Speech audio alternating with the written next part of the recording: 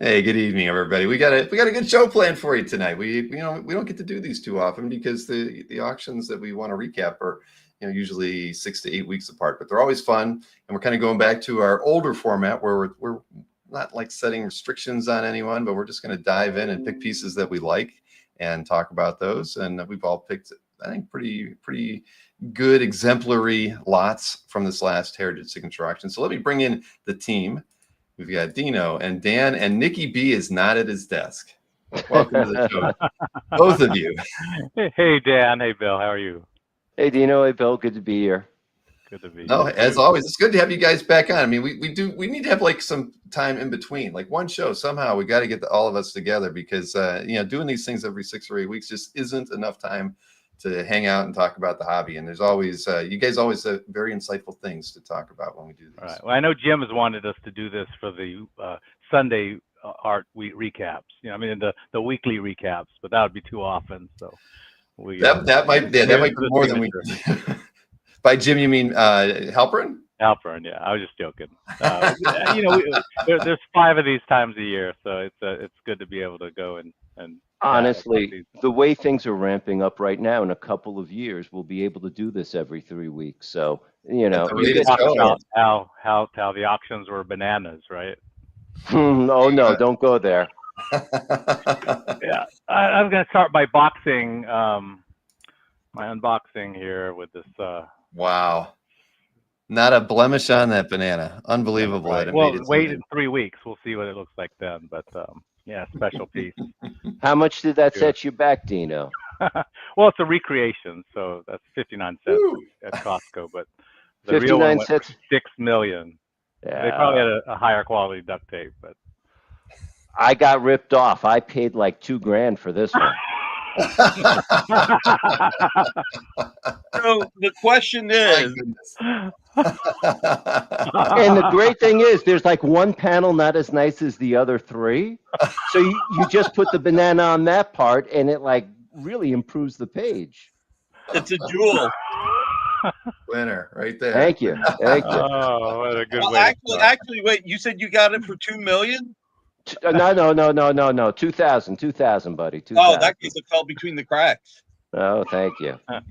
But you're saying, Nick, somebody bid 5.8 million and lost. So if you bid so is he happy or?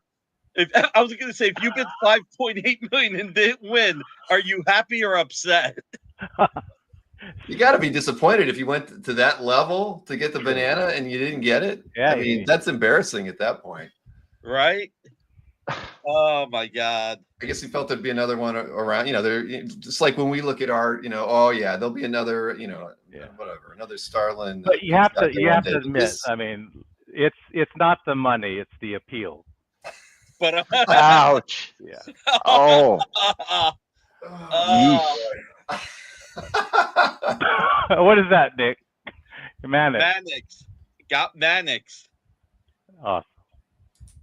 So since we're not doing a video for Friday's show, Bill is thankfully for his family taking Thanksgiving off. I am telling everybody that I'll have 2 Mannixes on Friday's show: Silverhawks and Thundercats. Oh, here, I'll go back to full screen. Hold them up again. I want to get a better look at them. All right. Look at that. I didn't see the Thundercats one. They're lucky I had my face. That's sweet. All right. So, do we have any more puns, Dino? Do you get a whole list of them here? I ran out. Listen, at these prices, none of us want to have a banana in the tailpipe. That's for sure. No. But we do want to. As a group, we do want to wish everyone a happy and safe Thanksgiving week. We know it's a special week, not only for the auction, but just for bringing families and friends together. And it's glad that they can join us for this session today. So. No, it's really nice. It's really nice. It was an exciting heritage. I will say that there were ups, there were downs, and there were surprises to be had. Yeah, I wanted to look at some like your, I guess, current year data that I always, because we hear a lot of people talking. There's people are exhausted about the auctions. There's fatigue, right, because of all of them, and there kind of is. If you're going to try to follow them all on all the auction house platforms, there certainly is fatigue. I mean, and then try to follow the weekly ones and everything like that. and it's led people to think that somehow the market is slowing down, and and those sorts of things. But looking at the data, right before the show, I did a couple quick searches just to see kind of where were we at in 2023. So I did a search just on our auction data, which is eBay and Heritage, from the first of the year through the 26th of November in 2023. Total sales 62.5 million. Now, same period for this year, we're at 77.5, and pretty much the same number of results, 57,000 results this year compared to 53.5 the year before. Average price going up from 1,100 to 1,300. So end of the day, the auction houses are outperforming what they were doing last year in a climate where everyone's talking about how they think prices are sliding and slipping here and there. I mean, we're not really seeing that. And I can tell you that, you think about 2023 there was in that data, there was a $6 million Frazetta sale. You take that out, because we don't have anything like that in 2024, comparable to that. That even reduces 2023 even more. And I also took just a quick look at the dealers to see if there's any kind of, slippage there, right? And in 2023, same period, $11.3 million in sales. And currently for this year, $13.2 million in sales. And there were even more sales in 2023. You can see 8,800 sales in 2023 compared to 7,400 sales. So we can talk about it. People can be on Facebook in the groups and talk about how the hobby's kind of losing its luster in some ways, and the 2022 and 2021 sales, we're just a weird outlier from the pandemic that wasn't going to hold. But we're not really seeing that. I mean, no, because none of that's true. Look, people. And I'm not trying to be disrespectful, but the people who complain are the people who are going to be the loudest. It's as simple as that. That's always going to be the case. A lot of people that are winning the big price items, you never know who they are. There's always like, oh, is it Bitcoin money, or is it this, or is it that? Because a lot of the times at the big wins, like, nobody knows who won the Secret Wars 8 page. It's still not. Only Heritage knows. Only Heritage knows. So people will come up with all of these reasons why it's happening. The reality is we live in a one-of-a-kind world because we love this world. And the one factor, people keep talking about the prices of 2021, 2020, 2021, 2022. Prices didn't really explode on original art as quickly as it did in comics and trading cards and other collectibles. We started to go higher, I would say somewhere around the middle of 2021, when we really started to see prices going higher than we expected. And that's also because we're in this one-of-a-kind market. It's also why the prices aren't dropping. Now, yes, some of the mid-tier items are going to drop. The lower-tier items were never that high to begin with.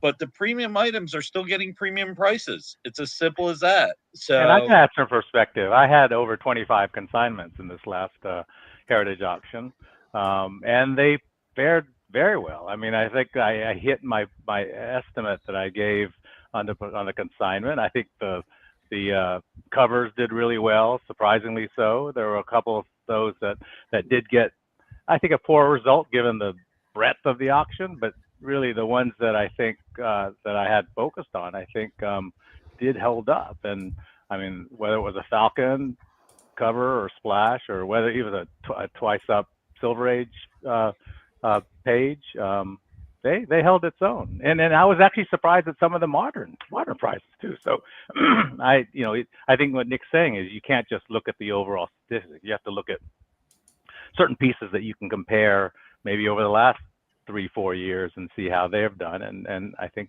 it's that's where it gets really interesting. You have to kind of get to know, what characters, what artists, what type of pieces are doing really well, and and act accordingly. Yeah, we're going to talk about John Romita Jr. tonight, and when we get to it, but those X-Men page prices outshined any John Romita Jr. X-Men page prices today. I mean, when it comes to single late 80s or mid 80s, whenever it was, John Romita Jr. pages on the X-Men, I'm happy and sad at the same time. I'm happy I have the pages I have, and it makes me appreciate them more. Can't I'm afford them sad anymore. because I can't get any more. It's That's just true. it's just where it's at. I think So one thing No. about fatigue, I did notice there were 787 lots, yeah, and the way it's structured over 2 days, you don't have the platinum and then the regular day and then the non-live portion, 3 sessions. It's over 2. That second session went on for a long time, and we were talking like, you know, Sunday night football starting up, and some of the lots are still trying to close. So it does get pretty extended time wise. it does. And Now, if you're shopping for before we go into the auction results specifically, one thing that you said, Bill, that's very interesting. You do see, in absolute terms, the hobby is growing. 2024 is a bigger year for comic art sales than 2023 was. yeah, But at the same time, I can understand why a bunch of people are complaining on social medias for a certain piece that underperformed here and there, because with the amount of pieces that continue to come out, and we did have an influx of new collectors, some of them stayed, some of them didn't. Now we really get to see which areas have the deeper collector bases and who are the big spenders willing to go after that one special piece that really shines in their eyes. So the hobby is growing. But if you wound up buying something that was hot a couple of years ago, maybe it continued the trend, or maybe it should be hitting the lower end of its estimates for a while. It's very hit and miss. Too in the auction that I was going to pick and then didn't. There was that Simonson Wyachek Thor page, right? That I think went for 15 and a half, around there, but it went for $15,800 2 years ago when it was on the market. So it dropped a little bit, but that was. Does that make it a soft price? I mean, that's still I'll take that was Simonson. That was a year and a half. About a year and a half.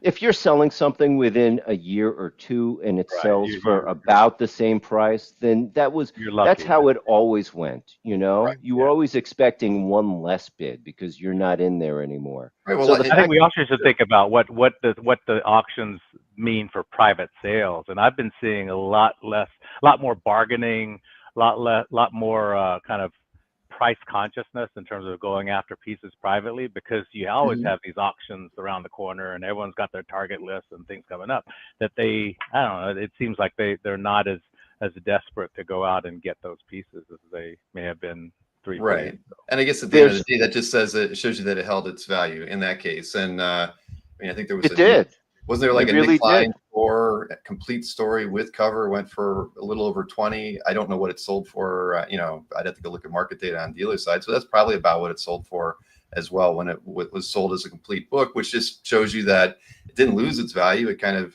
somebody parked their money in it and decided they probably wanted something else, right? That's right.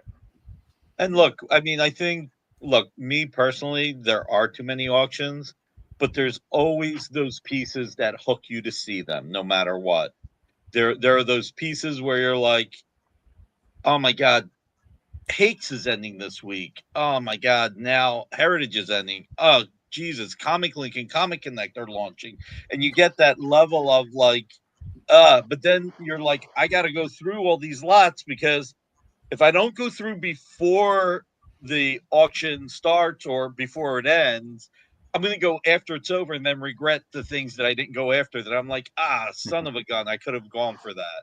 So also remember, these auctions they're spectator sports. You don't necessarily have to come there with your checkbook. You kind of want to see how certain pieces perform so that maybe they imply something about a piece you have. I mean, a lot of the stuff that we'll be talking about today, we weren't necessarily on our shopping list. There were just interesting pieces for us to see. Wonder how that would perform.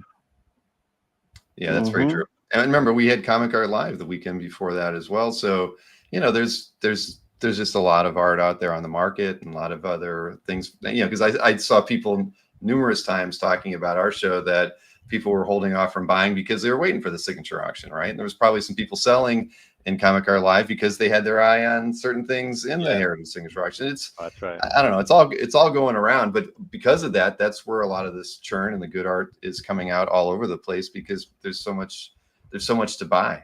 so there's so people are putting good stuff out there to sell as well. And I mean, and it's not harming the market. I don't see it at that, in that way at all. I mean, and look at what happened at Comic Art Live. I mean, I had computer problems, so I missed Comic Art Live on Saturday. But no. from what I saw, it was a weird thing. Friday night, I lost all my tabs, and I had to spend all day Saturday rebuilding them. But that's a story for another day. I saw that Dino had like the top 3 sold items, and Paul Pappas had $100,000 cover on hold. So the dollars were there, the big dollars were there, and all along the line were there. So people were spending where they saw what they liked, and that was the important thing. Mhm. I was very encouraged. I was told you had one of the first. You had the first big sale of Live, and I think if I remember, you did have the top 3 for the top 3, the number 5 and 8, I think, something like that. Yeah, and but he's not bragging. He's not. Well, It's my chance to connect with. I mean, 4 of them were for previous, relationships or previous buyers. So it was nice to connect with them again, and a lot of interesting kind of emails, just saying hello and asking about some pieces. So it's a great way and to I was stay with the texting, hobby. and I was texting with a few people because I wasn't watching it, but Alberto, Alberto's comment was, there's a reason why Dino's selling so much, because his prices are fair, because he bought that beautiful J.G. Jones from you when he showed that. He did. He just arrived yesterday. He was so happy. I'm glad I went to him. Yeah, that was a great piece. Yeah, that's and I can tell you, there was probably another 6-figure sale that happened that won't get recorded, but it was one that I had, buyer and seller didn't know each other, and it's one of those things. Calf buyer, been on the site for numerous years, but has never posted anything. So there's the trepidation from the seller on a deal of that scale, and so I tried my best. Well, you didn't obviously see the opening of the Heritage auction where they lamented the fact that Comic Art Live was preceded it, and that kind of took a lot of the money out of the coffers for the. Right. Well, but I hopefully it put just as much back in. Yeah. So, well, here I always make my one slide so people can just kind of see where things are at with each signature auction in the past. So, I mean, this one just pretty much compares with, I think, the last 3 or 4 in terms of overall sales dollar amount. I mean, ever since that little sluggish period we had at the end of 2023 and beginning of 2024, that's the last 4 have been very consistent. So, and I guess we should be thankful that there aren't 850 lots instead of the 786 or 87 that were in this last one. But and Bill, you have June 23, no Frazetta. I don't think there's been any Frazetta or major Frazetta since then. So no, that was really well. Maybe wasn't there one in? No, there was earlier this year, wasn't there? It met or something. Something. There was one. I don't follow the market that closely. I think there was one out there that had a $2.5 or $3 million starting bid. Oh, okay. Because that was their way of setting a reserve for it, and I don't think it got bid on. But other than that, you're right. Since that Frazetta, we really haven't had any pieces quite like that one. Yeah, but we got New Mutants 98. So yes, we did. That was a game stopper. I mean, a showstopper. Exactly. It was. Yeah, that was fun to watch. You know what I love? You know what I love about this is one of the things that I love about Rob Liefeld. He, people. There are people that are like, oh, doesn't it bother you that it goes for this much money, or that you're not seeing anything from it? And Rob is just very pragmatic. He's like, nope, doesn't bother me at all. I sold it when I sold it. I got the money that I got. I got the money that I wanted at the time. And whoever bought it deserves to make money on it. And it just appreciates my art anyway. So it doesn't matter. He's just got such a great stoic, happy for the market attitude, which is great, which is fantastic. And he's still drawing. Still drawing, He's still drawing. But somewhere, maybe he takes a pause and he goes, you know what? Crap. That's well, imagine how Bob Layton feels every time he sees one of his covers go for $30,000, right? I mean, it's what are you going to do? I mean, that's what are you going to do? It's just the kind of the nature of things right now. But who would have guessed, right? 30 years ago, when you're selling covers for $250, $350, I mean, you're not going to think that they're going to go for 1,000 times that at some point. Well, the opposite happened. I'm just going to digress for 1 second. I bought that Daredevil 256 cover from John Romita Jr., the third Typhoid Mary, where she's drowning Daredevil. Mm. And a guy emailed me saying that he almost bought it 30 years ago for 75 for he was trying to pay $60 for it, and John had 75 on it. And he's like, and I went up to 65, but he kept saying no, he had to get 75, and I just couldn't commit to $75 for a cover. I'm like, oh, oh my God. So that on that one, it was the opposite. John was happy he didn't sell that cover back then. Mm-hmm. That's right. So, But good for Rob though. He had two major pieces in that auction with the cable piece as well. Yeah. So, yeah. Well, who wants to start us off tonight? Dan, you're or Nick, you want to go? You raised your hand. No, I'm saying feel free. Anybody? I'm fine. You're the boss. Surprise us. Let's see here. I'll go. I think we'll go this route. How about this? Is that okay with you, Dan? Fine with me. I think you had a very interesting set of picks because you picked a few pieces that that I think are ones that surprised me too. Dan's picks, right? Especially the first one too. The obvious ones, yeah. Yes, well, this is from Why the Last Man #1. The artist herself put several pieces up in the auction, and across the board, they did pretty amazingly. I don't personally collect, but a buddy of mine knows a few things about the market, and he wasn't expecting anything near this number. What was it, like 66, the final result? It was mind-boggling. It was a monster. It was. And the thing is, I understand it was a #1.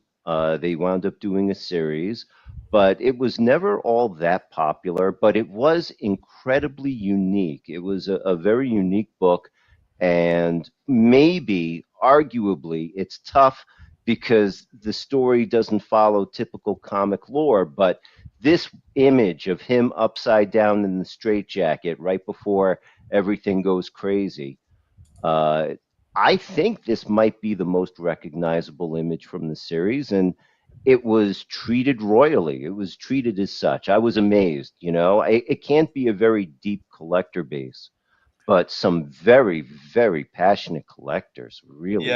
Yeah. One of the comments I heard from one collector was like, "I can't believe it went for that much money. The TV show was canceled." I'm like, who cares about the TV show? But I do think I know why these went for a lot of money. Which one of us would not want to be the last man on Earth with 4 billion women?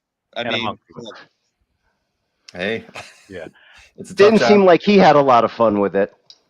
Right, and this, as far as sales go, obviously this is the highest Why the Last Man sale ever, and the next closest is another interior. By a factor. Oh yeah, the next closest is page 3 from issue 1 that went for 15.5. Well, a lot of those sold privately. Like Felix has the #1 cover. It's a painted cover. It's gorgeous, and obviously it will trump this if went to market. But like a lot of those were when earlier in the art when it was released, it was all taken up privately. So not many really hit. It wasn't like the new artists now just release it through and it's kind of like that art drop. It is, but and respectfully, I don't think the artist has any other series that would make this much money. Right. And so this was, listen, happy that it went for so much. I think that obviously she was really happy. I think that the buyer, I mean, look, aesthetically, it's a great page. It's more than I could ever budget for a page like that, but it's fantastic. So yeah. Well, this won't be the last top seller for a given artist or title that we're going to look at tonight. This page is beautiful. Isn't it? I wasn't watching this at all. I had my own targets this auction. I just watched this thing pop up, and it looked like it was going to stall out somewhere around 8,000 or 9,000, and I was like, no way. This is prime Jim Starlin from the 70s, cosmic art. I know that there are some guys who really go deep in that kind of thing, and I I had no intention of bidding, but I wound up being the underbidder anyway. If I actually did 30 seconds of homework just to make sure it wasn't statted or there was a condition issue, if I just did a little bit of homework, I would have felt a lot more comfortable to toss another bid or two, because Mhm. at close to 10K for like classic 70s Starlin, it looked really cheap. I think it's a great value. I think we've seen good panel pages from the Starlin run, Warlock run, go in the 8,000, 9,000. Yeah. And I mean, I had a splash that went for multiples. Like even the last splash that came on that had a Warlock and Pip, and I mean that went for what, 30 plus. Yeah. So No, you got Warlock, you got Pip, you got a great shot of the in between there. This is fantastic. So congrats to the person who got it. I think they got a fair value. I don't think this went for a good price, but definitely what I would always call the low side of fair. So there's Mm. definitely upward potential on this. I would say a lot of stuff went on the low side of fair, the lower end of estimate range. I mean, stuff ran, a lot of stuff ran. We're going to be talking about a lot of stuff that ran. But if it didn't run, it wound up going for the lower end of fair. Yeah, That was a real recurring theme at this auction. good phrase. yeah. Mhm. All right. And So I can't be the only one in this conversation who remembers where these things were everywhere. Anytime Trimpy would set up, somebody wanted him to do a Hulk 181. There must be hundreds of these things of varying quality out there in the wild. And, coming with that frame of reference, it's hard for me to wrap my head around any of these things being more than 5 or 6 grand. So when I see them doing what they're doing, I'm amazed. Uh, I don't wish I'd gotten one because I'm not a recreation guy, Yeah. but the Hulk 181 and the giant size X-Men one, Trimpy and Cockrum did so many of these recreations. mhm. Yeah. I should have picked up one back when they were a grand. Remember when they were all like a grand? Five Oh, 500. and how much are they now? Tell me, Bill. Tell me. Well, look at that.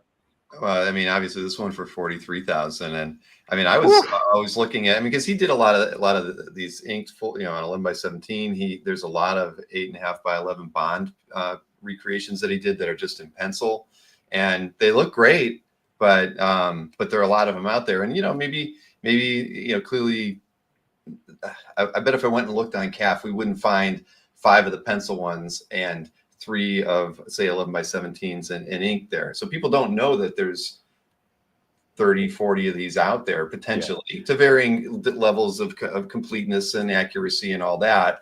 And that could drive the price to where this one went. I think, when you look at collectors, they look at the fact that the 181 cover hasn't come up to, it hasn't surfaced. So the chance of having a recreation by the same artist does have value. It's like having a replica Michael Jordan jersey, right? If you think if that cover is a $10 million cover and you can have a replica for 2,000, 3,000, like Dan was saying, people were buying that all day because they could put it on their wall and say, look, this is what it would look like if I had the real thing. I mean, it kind of has that same display feel. But, I think, wow, I don't think one has come up to market recently. I guess maybe this is 11x17, so it's full size. And there's a lot of, I don't know. Yeah. Don't be surprised if a lot more show a lot up more soon. coming out. Keep your eyes open, Somebody kid. who's willing to spend 40,000 on it or so. Yeah. Was the underbidder on this one. But the thing is, they are really nice. When Herb put his Oh yeah. honestly, I'd love to get one of the pencil ones because to me it's just so great seeing Trimpy pencils on a recreation for a cover that I love. And he did a lot of different Hulk covers, recreations. It wasn't just 181. I mean, he ran the gamut of all the ones that he worked on. But that was the one he got the most requests for. Sure. Of course. Oh my goodness. But you imagine if you requested a different cover or something, and you kind of you're probably Does not going to. Does anybody think that the fact that it was in the New Mutants 98 auction that drew in a few people that may not be as aware that there are so many of these out there, and it was just somebody saying, "Wow, that looks really cool"? Oh, well, I'll say it like this. I knew when this thing sold, I knew it wasn't any of us in this conversation. Right. I figured it was someone pretty fresh. And in all fairness, if we do get more people coming in who don't have that same frame of reference like we old folks do, and are looking at it in new eyes and say, hey, you know what? Trimpy doesn't do these anymore. He passed years ago. And like you said, I'm not going to get the Hulk 181 cover. You're not going to get it. Maybe in the future, these things are 30, 40K pieces now. I'm just not holding my breath. I'm going to have to see this thing repeat several times before I believe that. I'd Well, love to own a there's Dave Cockrum an Uncanny underbidder at Reviews. 39,000. So Yeah. somebody out there looking. David, it has not ever popped up, but I have heard a rumor of where it's at. So Yeah, it's a rumor. Mm-hmm.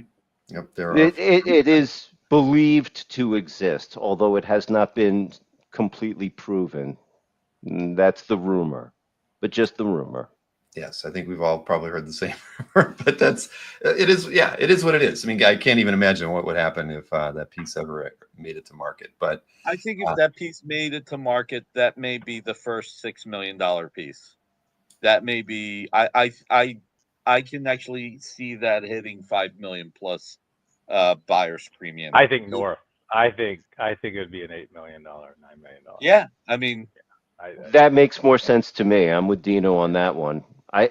Maybe even 10 million. That's how important that cover is. But it's a big leap, and none of us are going to be the one to take it. But hopefully, I would love. It would be wonderful for the hobby. Well, I could if sell the this. real one Get ever halfway. came up. I can get halfway. Yeah.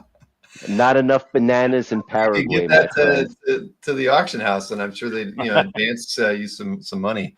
So so where are we going from here? We're going to Glenn Fabry. We're looking at a Preacher 19 cover, which I think is from the second Preacher highest. Man himself. yeah, Yeah, this actually is one of the two most iconic covers. So, Well, I definitely would call it in the top three. I'm sure a couple of people are tired of me pulling a Preacher cover every time I do these things, but I love the Preacher covers, one of my favorite series, probably my favorite of its day.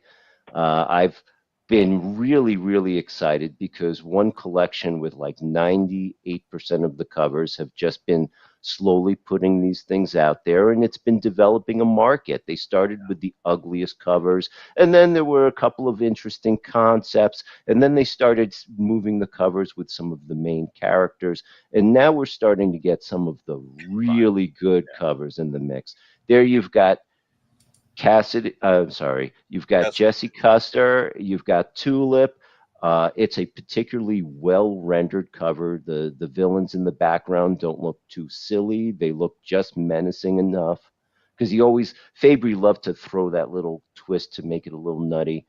But it's very crisp, great detail. Everyone's nice and heroic. It really, really really shows what the image of the series was. I think it's definitely top five, maybe top three. It's one of the best covers I've seen come up for sale, and it sold for a record price, as it should. I mean, with what the OK ones are going for, one of the top ones going for 26K makes perfect sense to me. And whoever won it, my hat's off to you. I did try to get it, but there were at least two guys who wanted it way more. I love it. Yeah, listen, any Fabry Preacher cover is a gem in a collection, and I know what you're saying about probably when you say lesser, just having had not as much impact on some levels. But even with this being the highest price, this is another one. It's a fair price. The person didn't overpay or underpay. The seller got the right price, but this is one of the pieces that has more upside than anything else. And sometimes getting the best is the best upside. And so my hat's off to the person who won this. I didn't go after this strongly. I think I stopped at like 15 plus juice. If my 15 even resonated, I might have been outbid even before it went in. I can't remember, but congrats to the winner. It's gorgeous and yeah. Yeah, delightful. Everybody hit that thumbs up. I didn't get to say it yet, so please hit the thumbs up. So we've all seen a lot of Sandman art coming to the market. Really a lot over the last year or so. I don't know how much of it is the series coming out and having an impact, or a particular collector needing to finance something, but I have just been delighting in watching them all come up. And I know that the biggest numbers are for issue 1. There are moments, but for me, the absolute best part of Sandman, the best arc, was Season of Mists. That was Gaiman at the height of his writing. He was taking the story in so many different directions. Every beat was hitting, and this page, particularly the toast at the top, is kind of a little pivoting point for the story. It's the toast where the sleeping man gives the devil is due, Season of the Mists. It's what the arc is written. It's what the arc is named after. So it's just a beautiful, immaculate page. One of my favorite Sandman pages. I'm not a big collector of those Sandman pages, but I did make a very sincere effort to pull it in, and wound up being the underbidder. I was not ready to go all the way up to, I think it was like 28.8 for the next bid, and I couldn't bring myself to it. But what a great page, But it's that moment up on top that really ties everything together. The rest of the page was good, but that first panel. It is. I mean, look, Kelly Jones' art is rare enough as it is. I mean, he still owns a great deal of it. But Kelly Jones on Sandman, I know that top panel's the one that you love, and it is gorgeous. To me, it's the bottom panel to the left where he says, "Thank you, good night." I mean, that panel to me is like so. I mean, Bill, if you can just zoom, if it's possible to zoom Yeah. in there, I mean, Yeah, so human. yeah, Very human. Very yeah, human. Very human moment. Yes. it is, and it is just beautiful. It is just beautiful. So, yeah, good pick, and you know, What's Yeah. impressive for me is, apart from the first issue, there's been several pockets of beloved stories and different artists from Dringenberg through Keith to um, Eve Jill Thompson to this artist here, and so everyone has there's been strength all the way through the entire Sandman series. It's not like one area gets all the pop and stuff, and I think that's very impressive for me. Different stories, different artists. That was a good one, Carlos. Thank you. that's what had me cracking up a few seconds ago. Where I'm like, I saw that, I was like, okay, oh my god. Now listen, I mean, who would have thought 30 years ago? I mean, I know people that a friend of mine gave one to somebody else as a gift and then flew to the UK to buy it back 3 years ago. Nice. He got a vacation to go back to buy it. So it's it's interesting. I mean, and it had so many different artists. I mean, obviously Mike Drinberg, Sam Keith, Kelly Jones, Matt Wagner did some. Bachalo Charles had one issue. West. I'm sorry. Chris Bachalo had an issue. Yep. So I mean, it's a murderer's row of really well respected artists, and artists to a degree whose other work, their Sandman work, is elevated. It's And true. Look at Craig Russell. He's still doing commissions off of that Ramadan story that he did for Sandman 50. Yeah, It's true. It's true. Well, So anyway, these guys are continuing to talk about getting was Kelly Jones. Yes. That's gorgeous. That's gorgeous. I thought about this one. Yeah. Well, I would say in the early aughts, it was Preacher and Transmetropolitan that was keeping me in the periphery of the world of comic books. And then I discovered art and was getting back into the back issues and going through it. But I really thought it was the one of the best things coming out at the time. And this was always my favorite cover of the run. I thought it was great. If you look on the side in the second image, there's an inscription around the edge where Jay Lee writes, "This is my third favorite cover that I've done."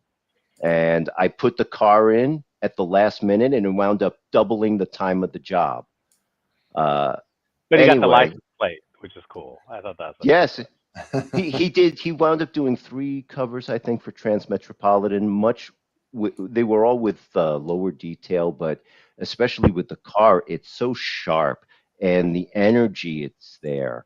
And there he is, dressed the way you expect him to be dressed, looking the way he's supposed to look, with the attitude that you want to see. It's got all of Dino's little falcon marks on it. So did you win it? Did you win it? No, I didn't. Ah. Oh, there you go, Dan. Right. Congratulations. Can't always be the underbetter. Come on. Congratulations, Dan. I I'm think really you happy actually, this for was you. on a dealer site for a number of years, I thought, if I recall right. And I You think you know, got it at a bargain. a decade ago, this cover and the other 2 Jay Lee covers were on eBay from some crazy guy. He wanted like 15, 14K a piece for him. And this was like 10 years ago. Yeah. And at the time, it was worth maybe 4 or 5. I tried talking sense to him back then, but I mean, look, Great pickup. overpaying is one thing, but triple, I couldn't do it back then. So when I saw it come up today, I got real excited. And yeah, I mean, I think it's a record for a Transmetropolitan cover, but compared to everything else we've been talking about today, it doesn't all seem like that much. This is really in the Jay Lee, like Inhumans level, like really critically acclaimed, really beautiful, out of the box design that really just makes it. And it's one of the most beautiful covers he's ever drawn. So Dan, congrats, man. This is Great. this is what I would call a modern master. Within the last 20 years, it's still a modern master. And it is a record for a Transmetropolitan cover, by far. So. By far. Yeah, I'm a dope. Oh, well. Don't grow up to be a collector like me, kids. Remember what we said. Remember what we said. Sometimes paying a premium is the best way to have upside. Yeah. Mm-hmm. That's how you do it. And the more you pay, the more it's worth. Mm-hmm. That's the slogan of one of the sellers out there, isn't it? I've heard that somewhere before. If I really think it's on the tip of my tongue, where have I heard that? Especially when it comes to bananas. All right. Exactly. So here's an ASM 252 page. I am just the right age to be very nostalgic for that issue, and everyone's seen how crazy Black Spider-Man art has gone. So when this thing came up, it could have really run, no one really knew exactly where to peg it. I will say I did see this piece come up about 2 years ago, I believe, at Comic Connect, and it sold for just about the same amount that it sold at this auction. I mean, it's got the contextually, it's just what you want. It's 252. He is wearing the costume, but he is Peter Parker as a standalone page. If you don't know why ASM 252 is so important, you're not going to be blown away with just what your eyes show you. So I get it. It kept its price level, but it is a 252 page. It wouldn't be a bad pickup. Whoever won it, my hat's off to you. You didn't get raked over the coals. I think this was a little bit of a soft price, to be honest. I thought that this should have gone for higher, because 252 still means so much, and 15.6. Yeah, I bluntly thought that this should have gone for 20 to 25. That's really where I thought it was going to land. So the person who, not, it's not a terrible price by any means, but I think it is a little bit of a soft price. Yeah, no one would argue with the significance of the issue. I think, and I don't know the answer, but if you look at that issue and you think there's only, I don't know, 8 pages where he's in costume, that the lower that number is, the more valuable these other non-costume pages are, because you're getting basically examples of the book. I think it showed out in the Deadpool New Mutants 98, where Deadpool's only in 5 or 6 pages. The ones that don't have him, have more value because there's only a few of the ones that he's in costume. But I haven't read this book in 20 years. Isn't that the Venom symbiote on him now? Yes, it's the black the symbiote. Yeah, so Yeah. the symbiote is on him. That's why I thought it should be 20 to 25 and closer to 25. Sure. Take some white out and kind of draw a Spidey symbol on the back. Oh, Jesus. Don't say that. Hey, listen, there might be an art dealer or two that might take you up on that on some pieces. So why don't we leave that alone? Yeah. But look at the detail on that. The detail on that shower, the bathroom scene is pretty amazing. Like he's getting drips off the photograph.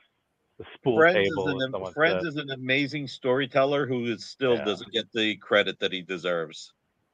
I'll back that up. Friends definitely needs a little more credit. Upside. Yeah. All right, you had one more pick. All right. Oh. And this was a beautiful Thor cover. Just everything Dino lists. I love this one. Yeah. Full figure, classic costume, doing something that Thor does. It's got all the ingredients. Now, personally, I didn't read this issue. It didn't show up so much on my radar. I had other targets. But when I saw this thing come up and Hammer for the low 20s, I was like, gee, that's kind of light for what a beautiful, beautiful cover this thing is.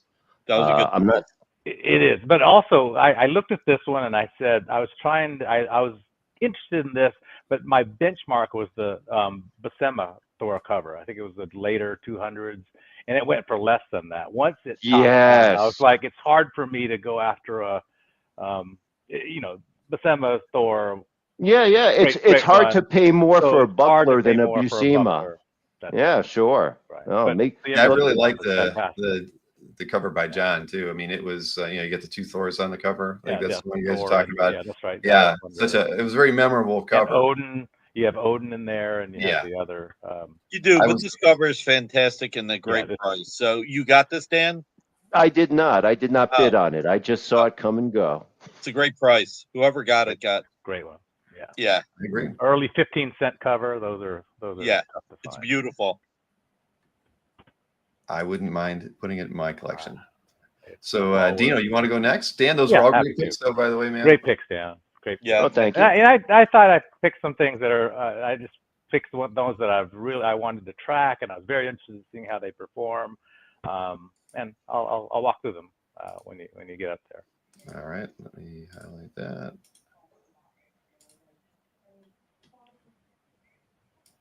So this to me was one of my favorite pieces in the auction. I mean, it's a Frank Miller Bullseye versus Daredevil panel page. There's actually 2 Daredevil pages in the auction for Frank Miller. They both sold for $114,000, and I should add, both of them, and this one in particular, did better than both the Byrne X-Men pages. So obviously one of them is a really, really sharp full team X-Men page, but this says how special this is. Having obviously his greatest rival in a battle scene. Every panel counts here. It's early, the 4th issue in the run, or I think he started 58, a 3rd issue in the series. It's just prime Frank Miller. And at this stage, he was doing all pencils and ink. He was doing all pencils, and I think he was doing pencils and inks by this time. But just I don't know. Actually, I don't know if he's doing inks, but he's doing full pencils. No. He's doing full pencils on the board. Later, in later issues, he would just do layout. he would do layouts on a separate Right. board that Jansen would flesh out. So yes, Correct. and But by I the just, way, we will be talking about that when we get to my picks. Believe it or not. Yeah. But let me There's just a say, reason why I picked the I two mean, that I did. this is an A-level Frank Miller Daredevil page in my book. I loved all the actions. When I remember all the battle scenes, it's kind of the Frank Miller, the body angles, the way he just has the billy club of bouncing the bullseye's hand, the whole the sound effects crack. I mean, it has everything like I remember fondly from the series. So I wasn't surprised that it hit six figures, but I was happy. I was actually I was impressed that it beat both the Byrne X-Men pages, which I think it's Miller Market is on fire. The Miller, all the Millers that I saw come up yesterday, all of them exceeded my expectations. Every single one of them. What I find, sorry. No. That was the main point. What I find the most amazing about this going for this much money is in June of last year, there was a Daredevil 169 page, the second appearance of Elektra, and it was an 8-panel page. It's not a battle scene, but you've got Elektra, Daredevil, and Bullseye on the page. And that went for only $66,000 when the expectation from so many people was that it would break 100. So sometimes you just never know. This is a great page. It blows my mind that it goes for this much money. The Miller guys showed up today. Not today, but they showed up that day. They really showed up that day. Very strong. Yeah, they did. No, I mean, this is early. It's got Bullseye on it. You either want Elektra or Bullseye on the page with Daredevil. It's all battle scene. It's in an arcade, man. It's like it's perfect. Oh, yeah, arcade, yeah. I love this page when I first saw it, for auction in this thing, and you just knew it was going to do really well. So, and and again, like you just said, they did better than the two Burns. They really didn't move a whole lot after they got to where their prices were at. I mean, there were solid prices at the end of the day. Yeah, it's great seeing Miller's Daredevil kind of reach these heights. I mean, it just shows the value. No, it's terrible. It's terrible. It's terrible for us who want to get some more art. Well, me too. I'll never own one. I do remember, like 20 years ago when I was talking with Mandel. He was willing to part with like some X-Men pages or some Daredevil pages, and he valued the Daredevil pages more than the X-Men. He had the X-Men at like 2,500 and the Daredevil pages around 3,000.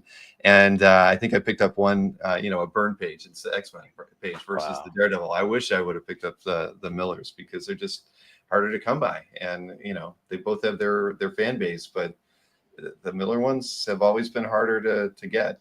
So I regret that. But hey, whoever got this one's got to be very, very, very happy. Whoever sold it's got to be happy too. Gotta look at it from both sides, right, Dan? The Miller pages are just going into black hole collectors. Once they're one inherited, you never see them on campus. You never see them anywhere. And I think, look, what's happening to a degree, this isn't the only factor, but a lot of the Byrne and look, Rob Liefeld has been winning a bunch of it, but a lot of the Byrne, once somebody wins it, you either see it on CAF or you see it in the original art Facebook page. People are sharing when they get that. The Miller pages, they get bought and you never see them again. So I don't know how much that's adding to it or how much just Miller by itself is on fire or what combination of that it is. But yeah, hold on to your Millers if you have it. This is a great pick. I regret not getting this.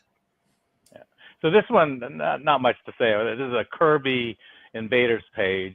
Not only is Kirby one of the greatest artists that in the Marvel era, but like he also takes three of the characters that have legacy from the Timely era. And I like what Bill said in the Heritage preview. He said, "Look at the action here. It looks very much like a Schomburg-inspired piece, like action corner to corner." Everything is going at once. There's not one focal point. There's just, it's like you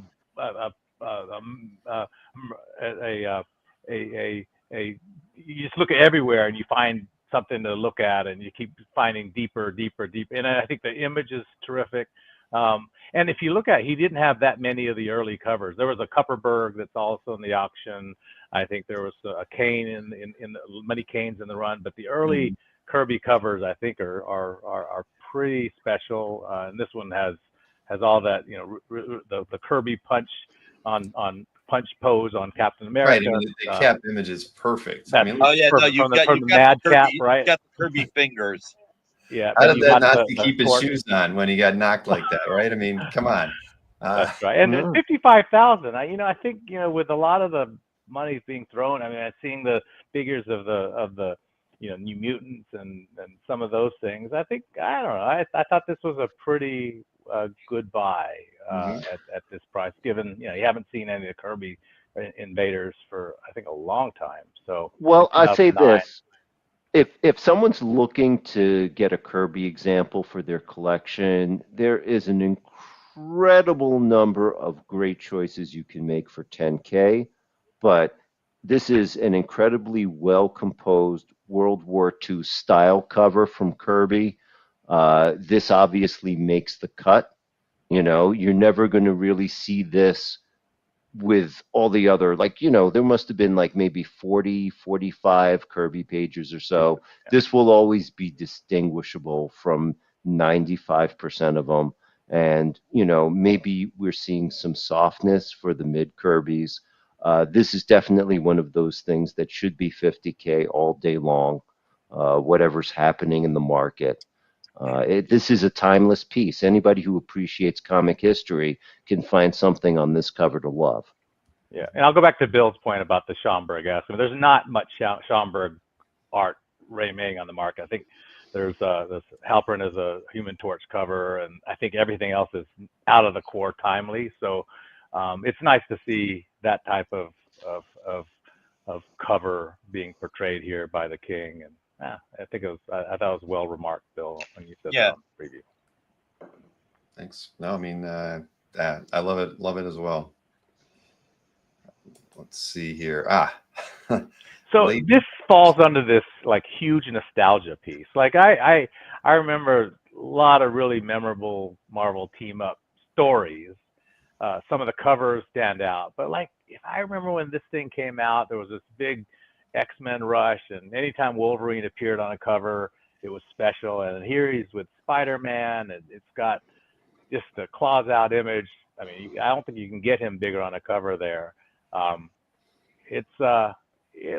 expected it to go a lot higher. In fact, the estimate I got from the buyer of this, who I'm proud to say is a friend of CAF, is very happy, because I think a lot of us were talking that this would be much just because of the sheer nostalgia piece and the rarity that this would go with Wolverine and Spidey. They didn't really appear on many covers together. So I thought this was going to be in the 60 to 75,000 range, give or take. And just when I was a weekend warrior selling comics at conventions, the best-selling Marvel team-ups were this and the Byrne issues. It's all the other Marvel team-ups sold whatever, but if it was a Byrne issue, they were wall books. This was a wall book. So eventually Marvel Team Up 150 was a wall book, but and look, it sounds kind of crazy, but this was a $6 wall book back then, which was a lot of money. So this would look incredible on the wall, right? As an art piece. Yeah, exactly. If Dino didn't take this piece, I would have chosen to talk about it. I do know the guy who got it. He is a friend of all of ours, and I'm very happy for him. I also remember this in my local comic store back in the day. When this thing came out, you didn't see Wolverine doing solo stuff anywhere, nowhere. So when this came out, I don't even know what happened inside this book, but I do remember this cover right there on the wall where they would put the hot comics, and it was something. Now, this thing was being offered around a year ago, and I know that they wanted something around 100 for it. I had a lot of time to sit and think about this piece because it shined in my eyes for nostalgia reasons, just like it shined for all of yours. But I never thought it was 100. But I always thought maybe someone out there would. I figured it was worth 60. That's the number I had. I had 60, 65. Yeah, the fact that someone was able to get it for 42 was just a very, very, very happy piece of happenstance. And I'm glad that he gave me the heads up, so I knew not to think about this one too hard, because it really was. This was one of those books that was up on the wall of your local comic store. It was. You know? And I we think all remember. This congrats to Leighton too. I mean, he, as an artist, that's getting some good feedback on what an incredible cover he put together. And I'm pretty sure this was pre-Wolverine miniseries by yeah, definitely it was by like a full year. Yeah, and the funny thing is you know, for the young people out there, when the Wolverine miniseries happened, people were complaining that Wolverine was getting overexposed. Like, he doesn't need a miniseries. He's in the X-Men. Yeah, I had that same view, but I remember buying this. This is back when already starting to put together the runs and collectability and condition was important. I don't think I ever cracked this one to read it. So I wasn't overexposed to the story because I didn't want to mess up the cover. It was such a cool find on the racks that I don't want to put any wrinkles in the cover spine. Well, I'm glad that I don't know who it went to, but clearly if it went to somebody that we all know, then that's wonderful. I mean, I'm sure they're incredibly happy to have this in their collection, and we're all happy for them too. So that's great. It's again, it was 82, right? Yeah, 1982. Yeah. So 82. Wow. Now, next, I don't know if we've ever. So I wanted to pick something that's out of the mainstream for me. Not that I've had a couple pieces from Delato, very tremendously respected artist, and actually this is right in the middle of his sweet spot. I think you look at his past sales; they go from 17 to 31 on painted covers. Mm-hmm. What I just wanted to highlight this one because this is actually the opposite of, it's still a Falcon, like it's still a featured, but I like the fact that he's not in a battle scene, but because his pose and the way he's dripping blood and the whole kind of exhaustive nature of the way Iron Fist is saying, it says he's been through such a battle, which I think is kind of different than those in your face covers where it just kind of just shows shows muscle bicep flexing and shows action in happening. This is kind of saying, well, he's been through that battle and he's kind of survived. And I just thought as a poignant cover, it was a great work with a lot of great detail. I was just happy it did, 20,000 is a very respectable price for Delato. I just wanted to highlight as just a great piece of art that came through the last auction. It was a strong price, in my opinion, for a non-action piece, but it is gorgeous, and it definitely delivers a lot of emotion. Great mood. I don't know the market at all, but great mood. Very evocative. Yeah, I didn't either. It's the 5th highest sale we have in auction market data for a Delato cover of any kind, and the other ones were a Spidey, a Wolverine, Joker one, and a Venom cover. So marquee characters, going at that. Yeah. Delato, Alex Ross, and other painted pieces in this auction went for well above what I would have thought they would. I had that Delato X-Men cover with Cyclops, and I just remember I sold it at I think Calf Live or something. This was about 3 years ago, and it was in the kind of it was 4 figures, high 4 figures. And I thought that was a strong price for a Delato then, but now the market is really taken storm. I mean, it's a lot more European money maybe going in there. But if you look at the trend for this artist, it's doubled really since 3-4 years ago, which is outstanding. It is amazing. Wow. So I picked this one. This was my best value in the auction, or one of the best values in the auction. So the artist Bugnovi and his Man of Steel covers, I think there's been over 24 of the 58 that have been offered in auction over the last year or so. And they've trended from, I think the low was like a 8 to 9,000. It's gone as high as 40 for some of them. Look at this one. This is the #1 issue. It's got such a classic image of of Superman. This went for nothing. What, 13,000? It was in the non-live silent auction, I think. It was the #1 cover of the run. It was the one that started this whole miniseries. I just thought for the value of the image and the history of sales of this Man of Steel. Obviously, a lot of them are battle pages, and yes, they deserve a premium. But it was a poster. Really it was a T-shirt. This was so cool. This should have been 30 to 35,000. I should have gone at. I would have gone after this one, but I didn't know it. Yeah, but I couldn't believe it went for. If it went for 25, I would have thought. I'd say 25. I mean, yeah, compared to I would have thought 25 was cheap. This has fell through the cracks. That's probably one of the pieces that like cracked the concrete and went underneath, because that is it. Look, the buyer got one of the best deals. Look at that thing. That's just awesome. That's just awesome. Yeah. No, I mean, it's Bogdanov off of X Factor, going to DC, killing it with Louise Simonson. This was a very highly promoted book at the time. Everybody knew it was coming. Everybody knew it was a big deal. And again, DC did posters, there were shirts, everything. This should have been the $35,000 plus cover. Easy. Yes, Alberto, next. I know. Where's the fell through the crack? Where's the Captain America? Oh, here you go. Is that what we're saying? There we go. Yeah, they cracked the concrete and went below. But this is where, Bill, where there's so much in the auction. I didn't even see this sitting in there until I was reviewing what to talk about today. I didn't see this image either. I hate to say it. And I did a review with Joe, and I went through everything. I don't know how I missed it. Anyway, there's a lot there. Just lost in the. You know, the one good thing I think we can say is I think John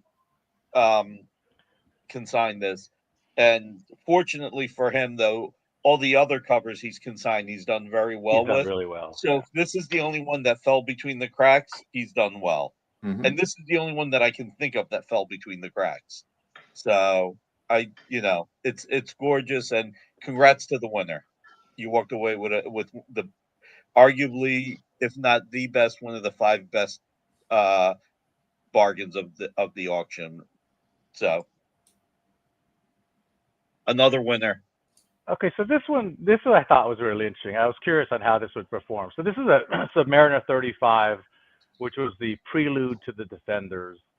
It is actually a great look at the 3 great panels of Thor, Submariner, and Hulk. And then on the bottom, you actually have a mini Avengers reunion with Giant Man and Iron Man and Thor versus Hulk. You have the time to smash, Hulk.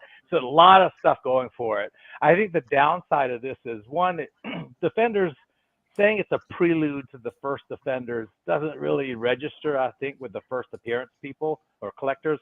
And then also, this is interesting. This was actually done on 2 separate pages where they had ads, and it was like the top panel, 3 panels were on one page with an ad, and the bottom panel was on another page with an ad. So it was actually cut down the middle. But I think from a collectability standpoint, that shouldn't matter. Like together as a page, this thing I thought was pretty special. I expected it. I was surprised it didn't go higher. I think for the Sal B, Submariner page with all these heroes, and they got the Avengers, more than just the 3 that were up top. But I think it did detract because of the split page, and I just thought that if you ignore that, you got a pretty good page with some historical significance as well. It actually had one of the largest descriptions in the Heritage auction catalog, given all the history behind the issue. I should have went after this one. Look, it was even made out to me. Cool. Yeah, right. Oh yeah, Bill. Well, I missed out on that one. I got That's different cool, opinions on this because I was thinking about going after it, and then I talked to people after the fact, and I had one person think that it went cheap, and I had one person who thought it went strong, everybody has a different opinion. Like the Yeah, one that's guy what's said, no, lovely that about should this. have been a $6,000 to $7,000 page. And somebody else was like, that should have been a Yeah, $15,000 to $18,000 page. I think if you're a Defenders fan, then this thing should be worth a lot more than 10. If you're looking at it through the context of this is a really great Submariner page from the run and just comparing it to other Submariner pages, interesting. then, 10 kind of looks strong. But I remember the Defenders. I get that this is kind of, if it's not the first Defenders, it's the seed of it. So I did expect it to go for a little more, but I get it. It's a Like good you price. said, It's a like good you price. said earlier in the show, the lower end of fair. Fair. Let's call that this one went at the lower end of fair. Yeah, I thought it should have been the 12 to 14K page. And as Dino said, it is 2 pages combined into one. And I've actually have 2 pages from this issue combined into one as well. And they are gorgeous. And it is funny to see it on one board, but then to open the comic and see it on 2 separate pages. But you got a Hulk Thor fight. I mean, the thing that should raise the price is the Hulk Thor fight. It's a battle page, even if it is a battle half page. Yeah. Well, so somebody got a good deal. That's great. Yeah. All right, now Bermejo. I think there were a few Bermejos, and Yeah, no, this one stood out for me. If you look at the HA archive, there's been a lot of Bermejo illustrations, a lot of panel pages from the Joker series, one panel page from the Daredevil, but to get a cover, and this has that great leatherette kind of drawing that he likes to do on Daredevil. I was just very interested to see how this would fare. And, I don't know the Bermejo market. I do admire him as an artist. I love the detail. I thought this was a, very wall-worthy cover that you could say, I mean, if you look at the HA archive, I think he's only had 2 covers in the whole Heritage has ever offered. So you're getting something that's pretty rare in the format. What is it, 9,000? That's It should have sold for a little more. It should have sold for a little more. Definitely. Well, the illustrations go for 5 to 6, so those are really good ones. There's a Daredevil one where he's in Monaco with the car. That's like 5,600, I think. And that was an internal splash. So yeah, I love the image. I thought Daredevil coming through a window that fits his persona really well. And I always liked how Bermejo does both for Daredevil and Joker. He kind of makes that leatherish.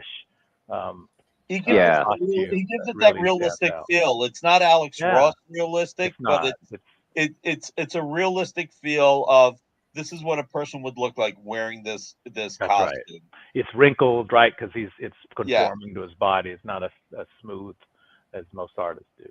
I think that is the one problem with this auction, and again, the dollars are there. The dollars speak for themselves. But this is one of those covers where, being a huge Daredevil fan, I'm sitting there going like, this probably is a $12,000 cover, but how many things can I go after? At that level, yeah. It's at 9,000 now, but it's not like you can sit there and say, "Oh my God, if I would have went after it, I could have gotten it for 9,000." You don't know what you could have gotten it for because then you're an X Factor going after it. So, but it was definitely a pretty good deal, and it's a great cover. It really, really is. I mean, the Superman Batman was really nice too, but I'm biased because it's Daredevil.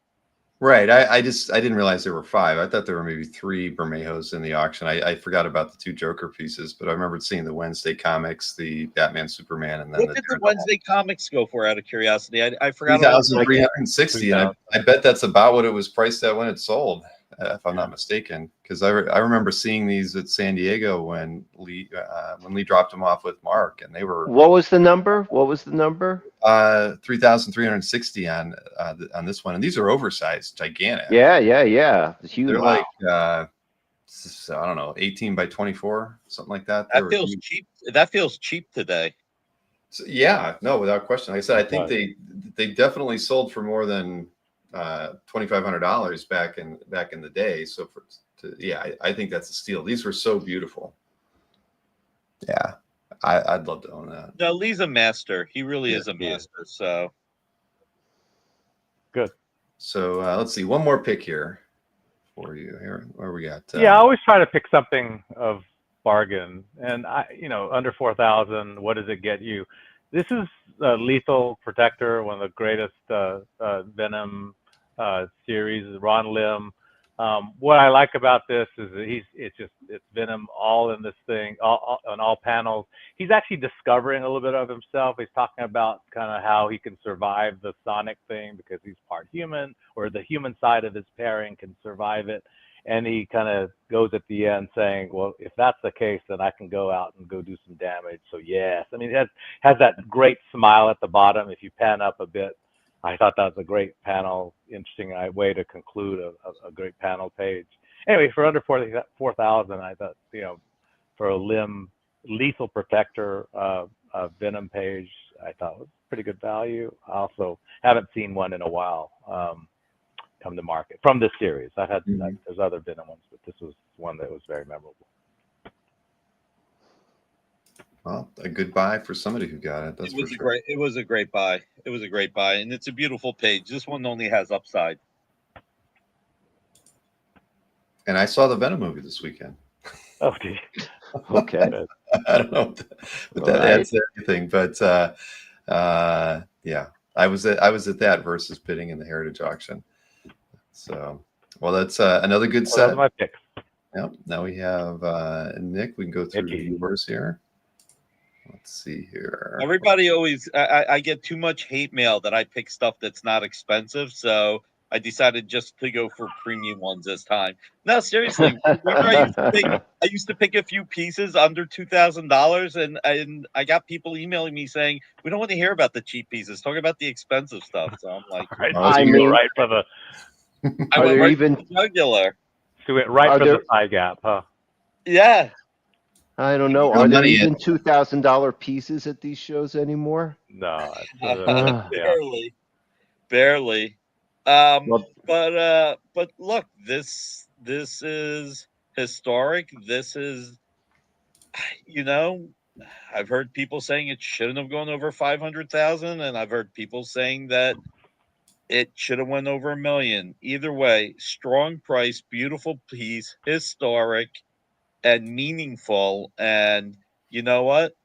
I think the person who bought this, and I think we've all seen some of the online chatter, the person who bought this knew exactly what they were buying. The underbidder knew exactly what they were going for. And, I would imagine that this is going to go in a black hole collection. We'll never know who won it, and it won't matter. The reality is that it did what it did, and it brings attention to the hobby. So, needed Nick to pick a chair. Give it a minute of bootlegging. While it was an impressive result, it was really got a lot of people talking before the show. This was one of those things that was really impossible to peg. I feel like it had to do 700. It had to be 700K. But at the same time, the air gets incredibly thin once you start getting deep into the six figures. It could have gone in a lot of different directions. And I do feel, with a few exceptions like the Miller stuff and the X-Men runs lately, but a lot of stuff, people aren't feeling as excited to speculate. And watching this bidding live, it made its way to 500 really, really quickly. But those last couple of bids where someone had to be like, yeah, I am doing 800, I am doing 900, they had to sit and think about it. This is not the kind of market like it was a couple of years ago where two drunken sailors can climb into $1 million and, just be posing. People had to think about it. But at the end of the day, if you're going after high-end comic art, the first Deadpool page, I mean, yeah, it'll be there. If you believe in the hobby, then, $1 million for this is not crazy. And this is what I said about a spectator sport. I mean, I think it was just great to have, I don't know, hundreds, thousands of people just watching the number of bidders that we don't see bid up this thing. And art like this is very special for our hobby when it does make its impact. And I think it helps reinforce the fact that we are dealing with things that are very, very cherished and very valuable and very, you know, with strong nostalgic and collector appeal. And I think it makes us all feel great when we have pages like this hit the market and put up big numbers like this. Yeah, I mean, Good look, for the hobby. yeah, none of us can read minds, but I would bet dollars to donuts that the person who bought this didn't buy it to flip it anytime soon and just loves it and will love it. You know, that's the one thing when people start casting stones saying how somebody overpaid or they're, you know, never going to make their money back. You know what? I would have to imagine at this price, you're going to love it. And if you love it, that's all that matters. And I would argue that some collectors would say 90% of the premium pieces in the hobby were thought to have overpaid when the buyer bought it. And we've seen over history, maybe not the same great leap as we did in the past, but those premium pieces do tend to either just be black holed and never come to market, or they just seem to be undervalued 5 to 10 years hence, where you look back and you go, hey, well, maybe that wasn't once a big number gets hit, we all move the goalposts. People come into the hobby and they have a new price expectation. I remember back when the Seamus collection came up at Heritage, and there were some grails. There was that Dark Knight splash. There was the Spider-Man 1 cover by McFarlane. And I remember speaking to the guy who won the McFarlane Spider-Man 1 cover. It was like something around $350,000, something like that. 280. And his initial reaction when I first was congratulating him was like, well, looks like I'm stuck with this for the rest of my life. Who would ever look at a McFarlane Spider-Man cover and say, yeah, that should be more, you know? Yeah. No, of course, dirt cheap now by today's standards, but we're always moving the goalposts, you know. The new price records kind of make the old ones seem a lot more reasonable. If something equivalent to this comes up again and does over $1 million, this is where the highest part of the hobby is trending up, nowhere but. And again, these results are what's bringing more art out. The next Heritage auction, there's more Adam Hughes Vampirella covers. Why? Because at the last international auction, a cover sold for $125,000. That's right. I remember, yeah. So there will be more premium art that comes out. We won't know what it is until it comes out, but it'll be a mix. And there will be things that do way better than we expect. There will be things that may not, but the market is solid. And Bill showed all the numbers, and numbers hardly ever lie. So true. I mean, the only thing we could do is look back further, but I'm there with you guys. I think it's great to have sales like this happen when pieces like this come out. I think it helps make a Heritage auction be a bit of an event, like the Wolverine 1 cover from the last signature auction. I mean, those pieces are special. They're special to all of us. So whether or not they're up our alley to buy, it's still, like you said, it's back to that spectator thing. Pieces that have nostalgic value and also have artistic value coming on the market. Just you really can't pinpoint where they're going to wind up, but they're going to influence the next, like you said, Dan, the next 10 years where we could be, with prices. You just never know. So this one, I think a couple of you guys want to talk about, but Nick has claimed it. So tell us about this one. Really confuses me because I feel like it should have gone for more, but at the same time, I think part of my whole thinking it should have gone for more was seeing it at New York Comic Con. 3 different people told me that's going to be $500,000 to $1 million. And I thought that was a high assessment. Because you think about the last page went for $600,000 a bunch of years ago, but then you remember, oh, that was a bunch of years ago. So I don't know. I mean, I think maybe this could have gone for more, but I'm not sure it could have gone for a whole lot more. What do you? This one, I just put it in there with wanting to mention those things that I was influenced with this whole thing of it should be $500,000 to $1 million, but then again, I mean, I don't know. What are you guys' thoughts? Well, I was going to pick this if you didn't pick it, and I'm kind of familiar with the piece. I didn't see it in person until New York Comic Con, but for years it was posted on CAF, and I had a conversation with the fellow who owned it, like maybe a decade ago, something like that, and I was trying to buy it. He had a couple of nice things that I was trying to get, and this was long enough ago that I was, just making unsolicited offers. And we were talking about this piece. At the time, I was thinking it was maybe 15 to 25 grand. Uh, he had told me that he'd privately gotten better offers, but he couldn't bear to let it go and blah, blah, blah. But at the end of the day, neither he nor I really had any idea what something like this was worth. These are really one offs. They're not published. It was definitely the concept drawing that Romita used. He got it right from John Romita. He had the story from Romita. It didn't have Roy Thomas's signature on it back then. That's something that Thomas managed to work his way onto sometime later. But As he has it's done, as he has done on everything Wolverine.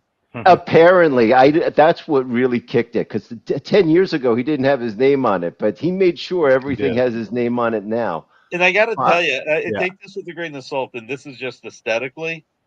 And I will say something that maybe people can say is rude, but man, it's obnoxiously on that art because his name should not be bigger than John Romita's. It's really obnoxious being that And I'm big. so thankful Stan Lee didn't get to sign it because who knows where he would have. But no, let me give Yeah. you my thoughts on this. So, first of all, the auctioneer, when this launched out, he said, all right, this is a great piece. It's $1 million piece if there ever was one. So I thought, well, okay, so set the bar. Let's see what this is going to Come do. on. So I thought that Yeah. was pretty interesting. The second thing, and more support for me, is this, you have to redefine what you mean by comic art. It's not published. It's not on a board. It's pencils, not ink. And it's kind of conceptual. It's not something that's in a panel or in a story or anything that you or any of us have read.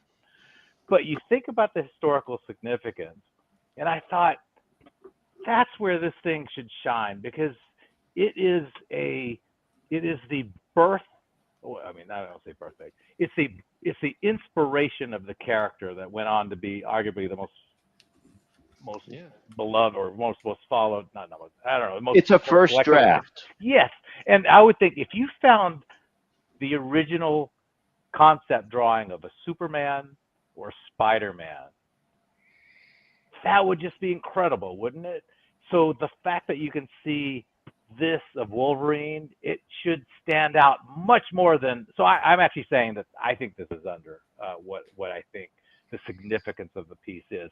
Sure, it isn't what you define as what people say. Oh, it has Grail published, inked story art, but it is what it is, and I think the fact that last drawing mirrors the 180 last Well, panel, and you know what? I think that's one of the, huge. yeah, Because that's when Trimpe did that, he used this as the inspiration of the panel. So it's almost like a prelim of it. So it's not just a drawing of Wolverine and you say, okay, here's the character, you go do something with it. That became the defining panel of its first appearance. So my ring is in the hat of, wow, I thought this was going to go for more. Well, and the things that I love about this is yes, that bottom drawing, it's indicative of the last page of Hulk 180 and the cover of 181.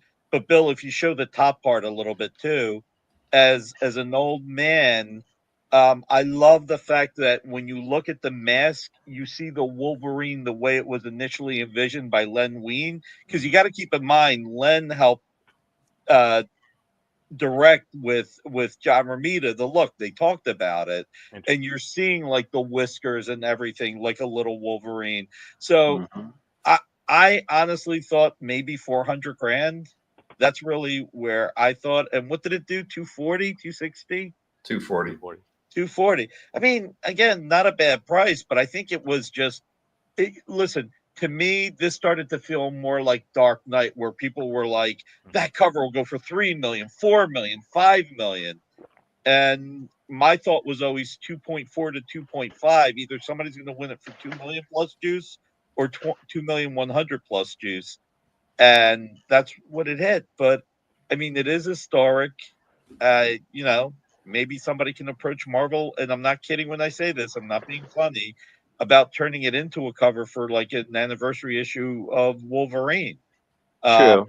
Virginia would then make money off of it, and it would be nice. But I wanted to get everybody else's opinion because my head was filled. I always thought 400 grand was the real ceiling, but okay.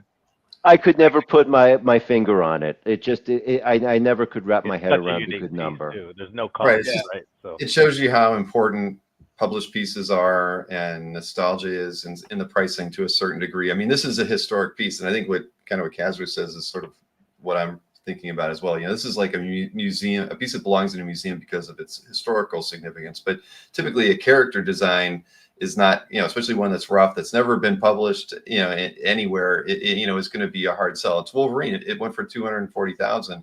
That's still pretty spectacular. And I think, but I do think, like everyone else in the chat, I mean, I was expecting it to go for 4 or 5 for sure, just because we think, you know, we think of the importance that the piece has. But it probably, you know, I would think that a little bit of the fact that it's unpublished and the fact that you're putting a price tag on something that is like a historical artifact. And how do you do that? And you're putting it into your collection. You know, you're not putting it into a place where it's going to be permanently on display for people to appreciate for years to come. If you were to buy, you know what I mean? It's an artifact at that point. I mean, it's tough. that's I think a good word. I'd love to own it, Yeah. but boy, how do you set a price on that? And like you were saying, Dan, you had a hard time 10 years ago thinking it was worth more than 20, you know? And even if we said it went up 15 times, you know, I mean, it's just hard to, you know, it's hard to get, I think, over that. But it doesn't, you know, it doesn't diminish the art, and it doesn't diminish the fact that clearly that last image in the bottom right is directly, you know, what was drawn in the last panel of 180. I would love the piece like this to be bought and displayed at a museum so that non-art collectors can appreciate the historical significance and not be buried somewhere. And I think that's what, I mean, that would be meaningful if they could, someone could look and millions of people can see, you know, where the vision or concept of Wolverine was born. That would be something. And let's not forget, Roy's signature looks obnoxious on it.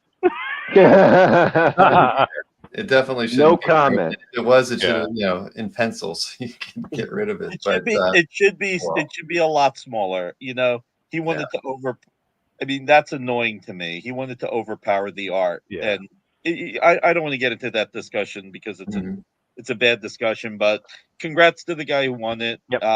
Exactly.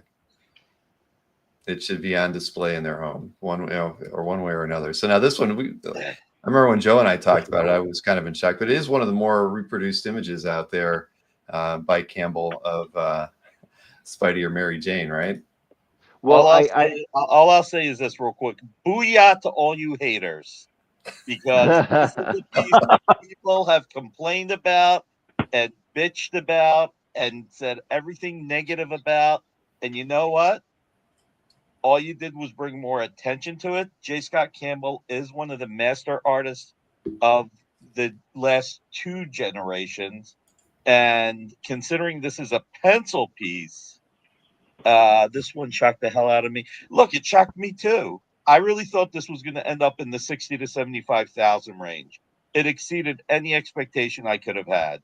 I thought this is historic, but it's not an anniversary cover, but it is one that I think they turned it into a statue, and there was like that one artist that was making fun of J. Scott Campbell a few years ago, saying, "I just fixed your cover for you," her leg can't move that far back. And then one of the cosplayers took a picture of herself sitting like that, saying, "Yes, it can." And there was all of this hoopla. Oh wow! And the fact that it went for 144,000, congrats to the seller, congrats to the owner. It's historic for multiple reasons, and yeah, to all the haters, keep hating because Someone was asking whether is there an inked companion? No, I don't. I don't believe there is an Lightbox? inked Okay. version out there. I checked with a buddy of mine who knows a lot more about Campbell art than I do, and he reiterated what Nick said, that it's one of the more reproduced images that he's done, and it's very well known to his fan base, and a lot of commissions based on it. So it's famous in that regard. As far as pencils go, the way it was explained to me, during this period, Campbell was actually in between inkers. He was doing a lot of pencil work for some fairy tale stuff that he was doing. And this was maybe 2009, 2010. There's that one period, like that one year, where he was doing everything in pencil, figuring out if he was going to work with an inker again, if he was going to share his share of the art with an inker, or if he was going to be doing it on his own. So, not a lot of pieces are just pencils only, but that particular period, it just came out when he was doing pencils. and there's emotion. Some of the thing that people miss is there's a lot of emotion in Mary Jane here. There's storytelling here. It's the people who hate are like, oh, all he does is draw sexy women. It's like, no, this cover says a lot, and went for more than I thought it would. But you know what? That's awesome. I'm really happy. I'm really, really happy. And, there's been a bunch of J. Scott Campbell art that's been coming out, a lot of them with Stan Lee's signature, I think, from that collection. But this is one that stands head and shoulders. It's in, I mean, look, it's hard to say this is a top 10 cover from Campbell because he's done so many, but it's definitely in, I'll call it the top 5% of his best covers. So, well, that's interesting you say that. That means there's 5% or 5 other covers that That means there's dozens that are just as good or better than this. just as good, yeah, or just as valuable. yeah. I didn't say it's valuable. I said it's good. I said it's good. I see. Interesting. So I would assume this is a record auction piece for a Campbell. I didn't bother to check, but I couldn't imagine. I think it is by 3. It has to be. Yeah, it has to be. Yeah. I'm not even going to check. 46 or 48. I wouldn't bother. It's just congrats. Yeah. Listen, Awesome. this was in the well, it was bought by a JSC fan. Yeah, and that person knows what it's worth, or to him or her. Oh, Marcus and then there's brought up one the other underbidders I were forgot there about. too. So this person wouldn't have to pay 144 if there wasn't someone at 140 and 138 and 136. So there's definitely there's strong demand to get it to this price.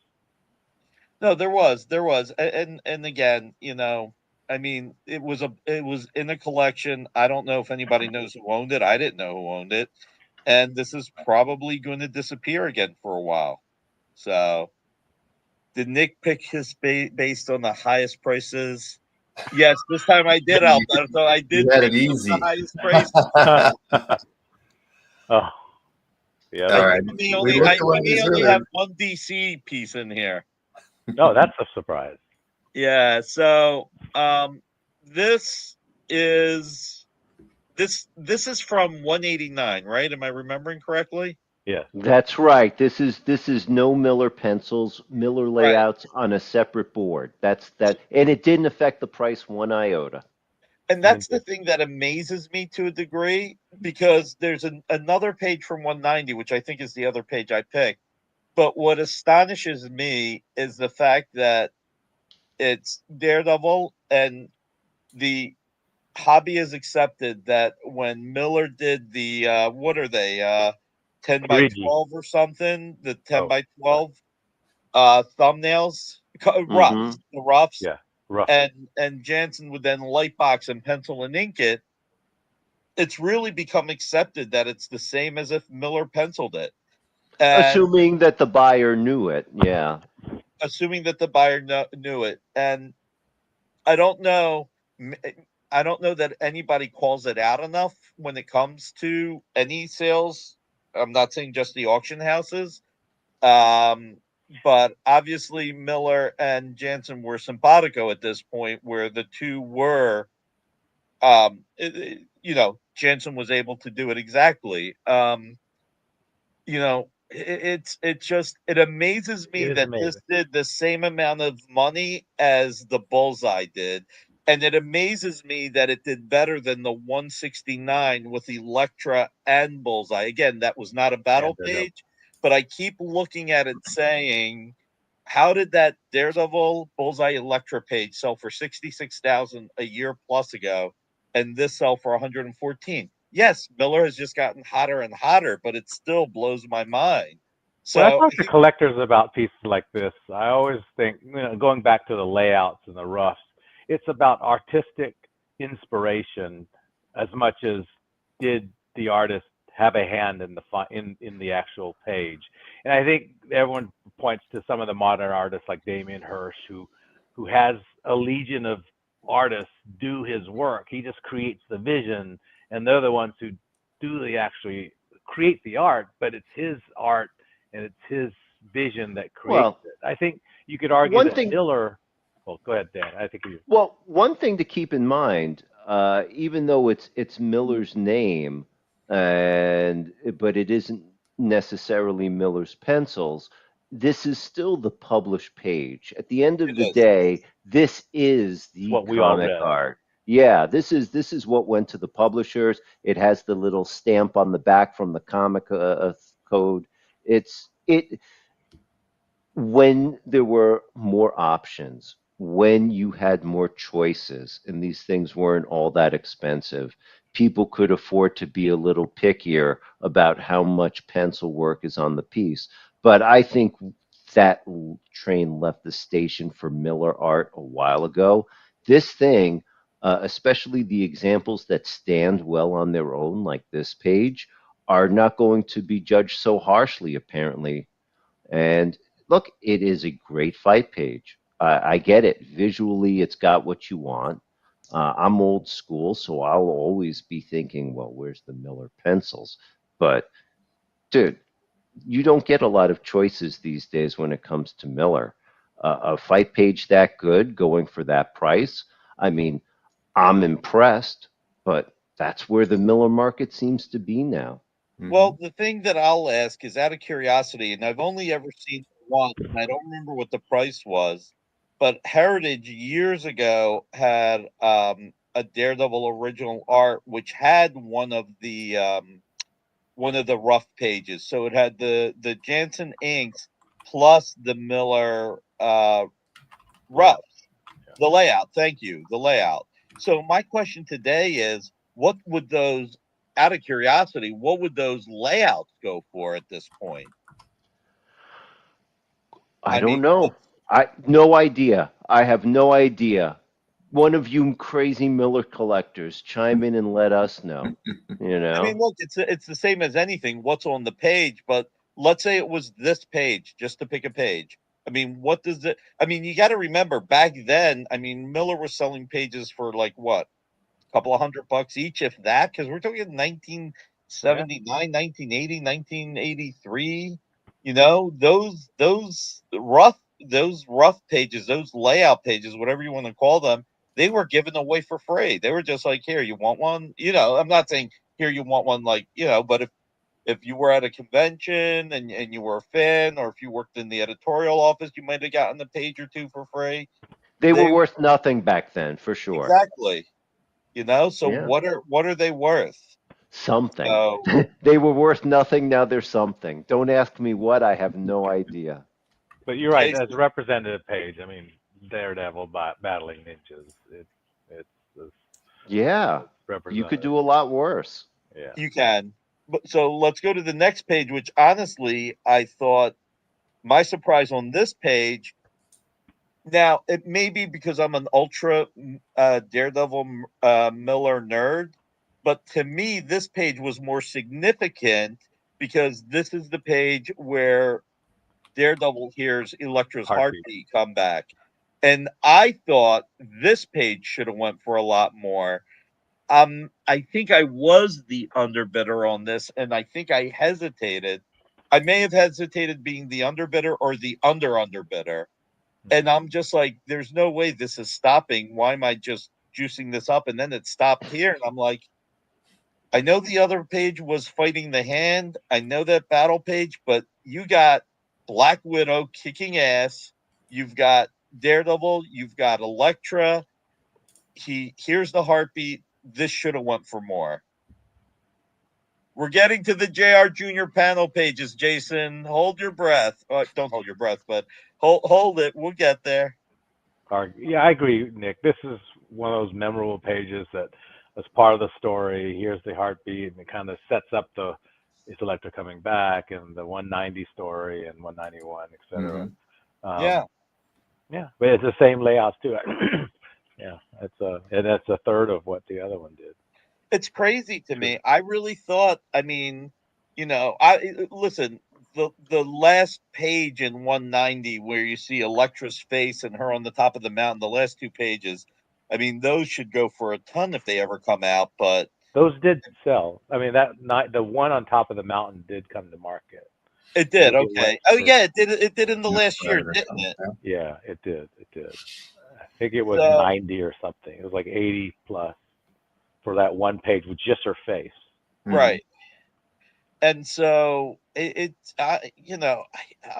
just amazed that this did that much less. So, but hey, and that's. I don't want to say that's part of the game that we're in, but that's right. that's part of the excitement of what we do, I guess, is the better way of saying it. And like you said, you were in the auction bidding, and then you kind of figured it was going to keep running and running and running, and then you look back and you say, "Oh, it stopped." Exactly. Prematurely in your mind, and yeah, that happens, right? You never know how long these things are going to keep the pace.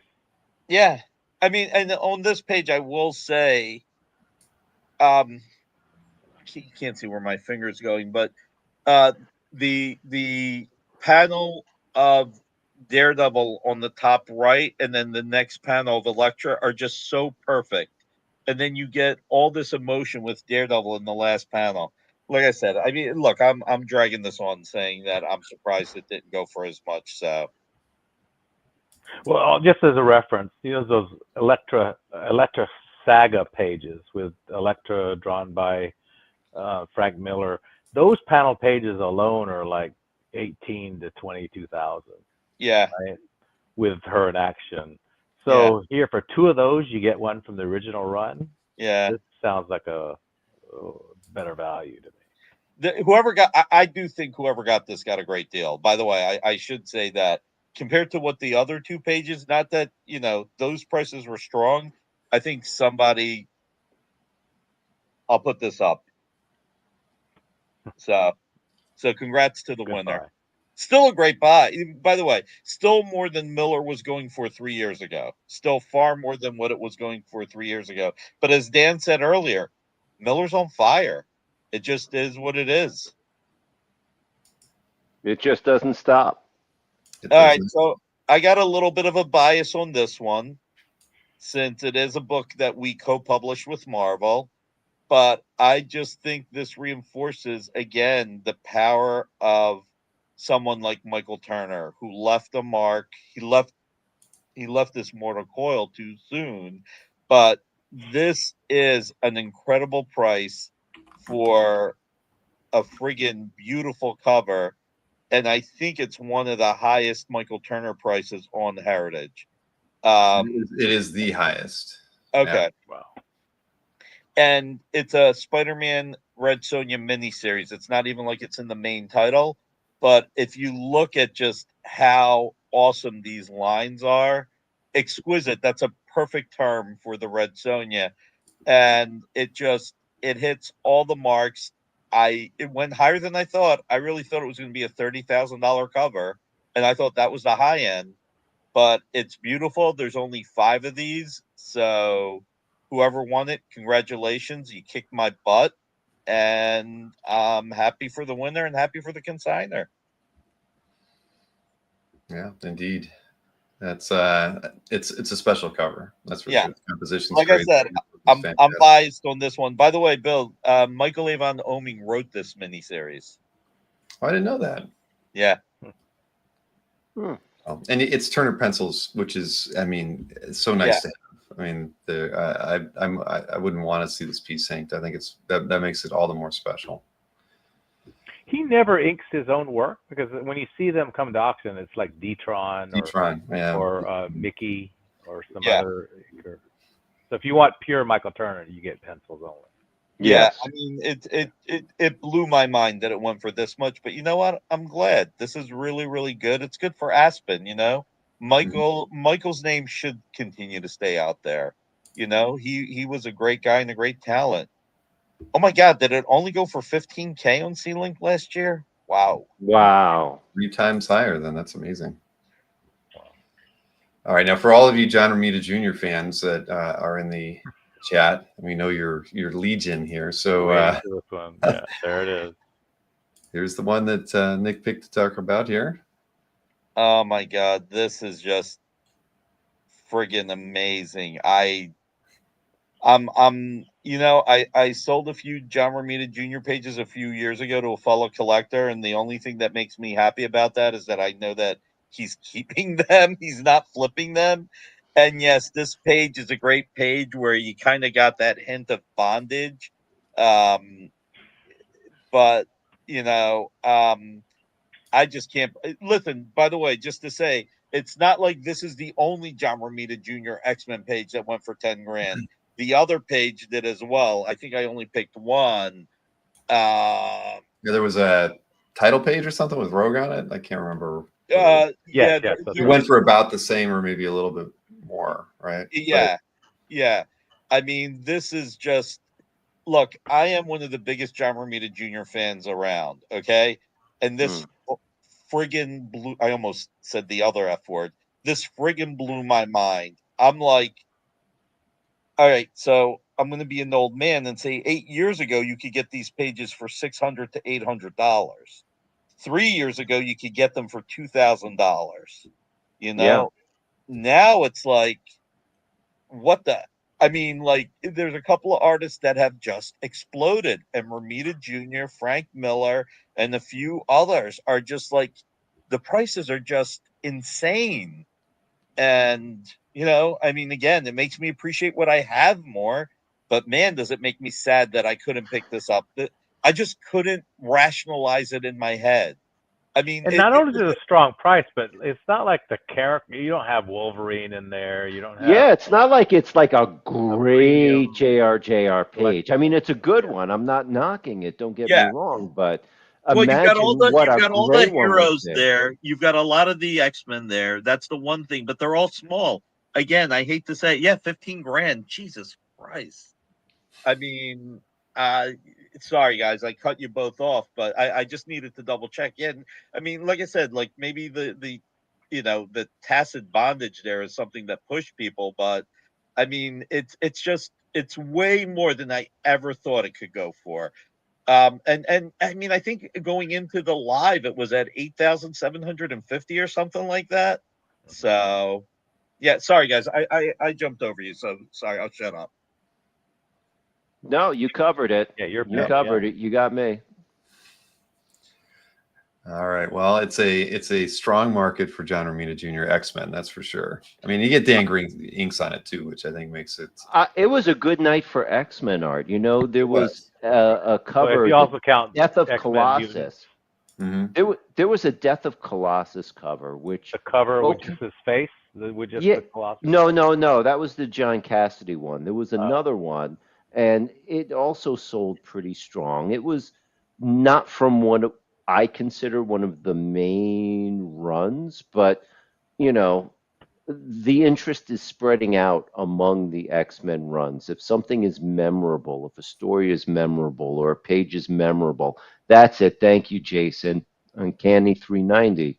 That was like 19, 20 grand. It was that was impressive. That It was. There was a honestly, Paul Smith page, I think, also X-Men. yeah, the X-Men stuff from recognized runs seemed to do very well. That and the Millers were the two things that struck out as positive trends to me. And this page was definitely part of me forming that opinion. Very impressive. Yeah, Jason, I honestly, before the auction started, I thought, okay, if I can get this between 6 grand and 7,500, I'm going for it.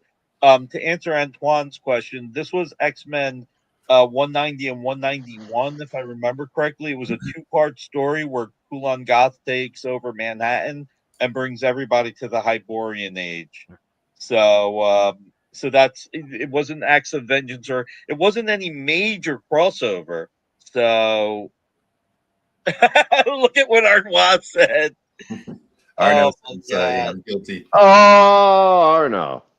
Well, Arnois, I sold you pages from the other issues. I did not sell you 190. I'm saying any Romita Jr. pages from this run. Thank God I sold them to you because I know you're not selling them. So Arnois is the only person I've ever sold John Romita Jr. X-Men pages. I have not sold any 190 or 191, but I think I sold them like my 206, my 188, and a few others. Just because we published Red Sonja and Kulan Goth, I just couldn't bear to sell it. And I was thinking about trying to buy more pages if I could, but yeah, Arnois, you kicked my butt, that's for sure. I'd like to have a nice chair, Jins. Ah, yeah, it's good. Sorry. Anyway, I'll shut up. Well, it'll be, sales like this usually bring out, similar pieces in subsequent signature auctions. So that's really where, what we'll want to keep our eyes on is the January signature auction that's coming up, and then the one that would be in late March or early April, I think, after that. But there's bound to be some more JRJR pieces in those from the Uncanny run. Now, I think this is the last one that you picked, but you also threw in like some extra pieces that you wanted for reference, I think. But Yeah. Tell me about this one. I think this, like Man of Steel #1, this is one of the steals of the auction. I thought this went for way less than it should have. I thought this should have been, honestly, I thought this should have been a $40,000 cover. It's #2. It's strong. It's striking. It's beautiful. And look at what the splash went for. What, like a year earlier? I can't even remember. Um, but when you look at it, am I wrong? Was $19,200 not a great deal? Well, my opinion, because we've seen a few Camelot 3000 pieces come up lately, there was that beautiful splash from a year ago that did a monster result. There was a half splash from #7 that sold a month ago that, sold for 10. This perfect splash sold for 31, but that's Yeah, that's right. perfect. So when I look at the cover selling for 19, I'm going back to the theme of the show, which is the low end of the range. I would have said this thing is 20 to 30, would have been my guess if you asked me before the auction, maybe 25 to 35. So 19 does seem cheap, but there were a lot of things that came up that could have handled another bid or two, and this was one of them. Yeah. I Like think I from a said, ballin market, I love I thought this cover, you're right, Nick. I mean, compared to that splash, it seems like a bargain. That ballin also had that Wonder Woman piece that was a poster. It came for about the same amount. So I think it's all about kind of relative value for the artist, and that may have kind of kept this at this level where if it was done in a normal setting, with that history of pieces. I think there was another cover in the before 10, like 8 or 9, that sold for like 14,000. It wasn't as good as this one, but that was like 3-4 years ago. So I mean, very hard to peg what the actual comp would be, since most of the ones that have come up haven't been covers. Right. It was 11,400 for issue 8 in 2019. Okay. Yeah. So Right, that was so like 5 years ago. So. Right. So other than that, the issue 1 title page, this is the highest price for a Camelot 3000 interior or cover out there. So it, I mean, and we can look at, I can show it again. I mean, that's pretty spectacular. Yeah, that's great. Well, that has Merlin. It's perfect. It's perfect. Yeah. And that sold in Full what? Figure. May? Was that what it was? I forget. No, April. April. Yeah, my judgment could be off. Like I said, I thought it was a $30,000 to $40,000 cover, but my judgment could be off. No, but as someone who prefers covers, if I had my choice of this or the cover, I'd probably take the cover. I mean, it's I hate to say it, I would too. As cool as this is, I just think this is an amazing example. Yeah, as an example, you have the team in the background, and you have the strong image of the lance of King Arthur and the sword. I take this. Yeah. All right. But well, this is right. This doesn't have the Joker. Otherwise, it would have been more. Good picks, Nick. Yes, indeed. I'm gonna go great stuff. I'm surprised you didn't pick the Crisis DPS. I thought you'd surely want to talk about that one. Right. That's too predictable. But people have heard me talk about Crisis so often. I just, I needed to give the audience what they wanted. But how are we going to learn unless we know your opinions on that stuff? So. Right. Even that Perez Titans cover was pretty awesome. Went for like 28 or so, around in there. I mean, I think it went like 33. More than that. Okay. That felt like that went for like Perez prices like 5 years ago. Like that one felt in today's market like somebody got an okay deal. They didn't get it cheap, but they got an okay deal. Did you pick up anything, Nick? What'd you get? I got the Marvel Comics Presents Steve Lytle cover. That was with the Wolverine. The Wolverine, the Typhoid Mary, the Typhoid. Yeah, Wolverine with Typhoid Mary. Yeah. Mm-hmm. He was it was his claws in his face, but you see Typhoid in the back. Yeah. Exactly. I was able to pick that up. I picked up the Vampirella cover by Amanda Conner and Jimmy Palmiotti. I got the Dale Eaglesham Alpha Flight cover super cheap, $780. Congrats. Sick. Can't get a commission for that. I know. And I picked up 2 Tim Sale pieces. I couldn't believe it. I picked up the Daredevil Yellow #4 splash, where Foggy tells Matt that he's going to propose to Karen, and I got that for like $2,280. And then I picked up the Tim Sale Captain America White #1 splash, which wow, I like that less one. This time than it did last time.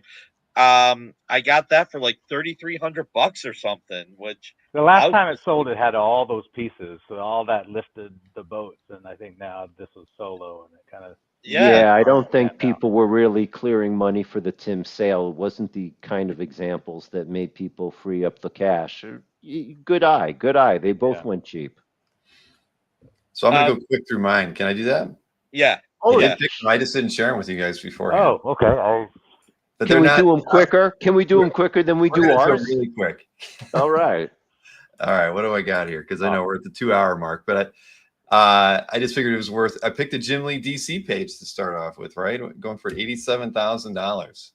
The Jim Lee market is not slowing down anyway. I mean, I thought this was is a wonderful example, but it's. To me, I don't know. I mean, I don't follow his market that well, but it seemed like a very strong price for, even a significant interior piece like this.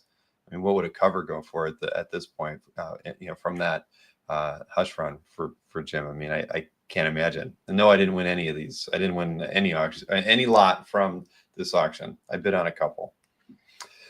So I picked that one. I should have looked to see if it was one of the highest priced interior pages by Jim from that run. It's got to be close.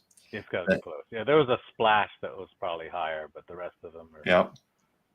And then I didn't see this one, but I just wanted to highlight it because I think it's just a beautiful piece of art, and it went for really well, $84,000. Wally Wood, Joan of Arc, newspaper strip art. I mean, I just thought that was that's an incredible price for this, but it's beautiful. I mean, it really is a stunning Wally Wood piece. I mean, I'd always prefer something sci-fi from him, but man, this makes me almost think I should, this would be a great piece to have from Wally's career. So again, no comps or anything from that, but I just wanted to highlight it because I didn't see this one when I was doing my research for the show with Joe. The detail is phenomenal, though. It is. The building and the crowd and everything is just top notch. Then I picked this one because as far as Williamson's work on Star Wars, this is the highest price piece out there. It's from Marvel Super Special, so it's not from from one of the other books, but still, again, I had a check, and it's by far one of the higher price pieces out there, and there were two, I think, from this book that were in this auction. So this was my favorite of the two. One of them had the hologram of the Vader, but this one has Vader and the Emperor and the Death Star, and just great imagery there with the out in the space with the TIE fighters. They went for $49. And this is twice up too, so it's the size of the Return of the Jedi pages. And you have Williams. Those are some amazing prices on these Return of the Jedi pages. I was amazed by all those results. Now, this next one I picked because somebody texted me on Facebook and told me I had to. I'll probably read what they wrote. This is a Floyd Godfredson Mickey Mouse daily strip from 1933. And it's the highest price strip that's ever been sold. And what did the guy write to me? He was like, I think it was like, this is like the first Goofy or something like that. But it wasn't described by Heritage as any of that, saying that it's from 33 storyline. Heritage didn't mention that it was the earliest existing daily with Dippy Dog, i.e. Goofy. But I can assure you that all the Disney comic art collectors did know. And it is. I mean, when I looked and checked against other dailies, it is the highest, priced example out there. But it just shows you how a subset of collectors that are into strips from, that are Disney related, they were all on this piece enough so that it made it the highest priced daily, ever sold. I just think that's cool. I think it's, again, we've talked a lot about examples out there. And so even a piece that isn't really in any of our wheelhouses is doing really well. And it's a 90-plus-year-old piece of art. That's pre-war. This is pre-Superman. This is right. And what's even more important to me is somebody reaches out to me and wants me to talk about it because, it is very overlooked. I mean, we don't talk about Schultz dailies or Sundays or anything, and we never would have talked about this, but it's important to those collectors that we acknowledge it. I was like, all right, I got to. And I'm going to just show this one because it's from I love Kirby on a lot of things, and X-Men wasn't one of them, but this is my favorite Kirby issue from X-Men 10, and I now realize, I mean, this one did really well, almost 29,000. Now I know for sure I'll never own a page from this from issue 10, but it is by far my favorite of all the issues, the few issues that Kirby worked on. But I mean, come on, look at that. Kazar, you get Cyclops on that one, right? I mean, this is it's fantastic. I mean, I would be so happy with this as an example from early X-Men. There was a really nice page from issue 2 that did pretty well too. I think went for almost 50. That it was nice to see because usually those Kirby X-Men pages, by and large, don't they don't like it got its due. I mean, that was a great page. It sold. It sold for the same price about 3 years ago, though. Okay, so, I didn't know that. It was a great price compared to other X-Men Kirby. You had that bottom panel, full team. Then 3 more here. Now this one, I didn't see this one. This is something that I probably would even, Claw's like one of my favorite villains from Marvel. I don't know why. It always has been. I thought it was cheap. I think it went for real cheap, $2,600. I mean, this is Greg and Tim Hildebrandt from the, what is it, the 94 Fleer set. Yeah. I mean, now that they're both gone, I mean, the idea that a piece like this is out there and went for as little as it did, I mean, I just think it's an amazing example. The lighting on it's great. The colors, it's just a beautiful piece. And we all grew up on Hildebrandt's, from the Lord of the Rings calendars onward, right? And so to see something like this that's in our wheelhouse, a Marvel character, even though it's just a villain. I think that went under the radar. And had those early I would, clear cards or painted ones have gone for much more. I mean, well, the crazy part is I'm the underbidder on this one, and I was just like, I should go higher. I'm ashamed of you. When I didn't see this one, but I mean, it's again, I mean, just the fact that the Hildebrands aren't with us anymore. I mean, we're not going to get anything like this ever again. And yeah, I mean, I see this, and I would have loved to have bid it up a little bit, because it's a fantastic piece. It went deep. I was just going to highlight this one to say, kids, don't color your comic art. I noticed this. He colored it for a fan, though. It's Kaluta, though. Right, it's Kaluta, but a fan so colored it. It's like, son of a gun. I mean, I don't know the market on Kaluta, a House of Secrets. You know, maybe this is the right price for it anyway. But you know, don't let your kids pick up Crayolas or anything like that. You know, don't do it. And the last piece I picked was a Billy Graham Hero for Hire cover.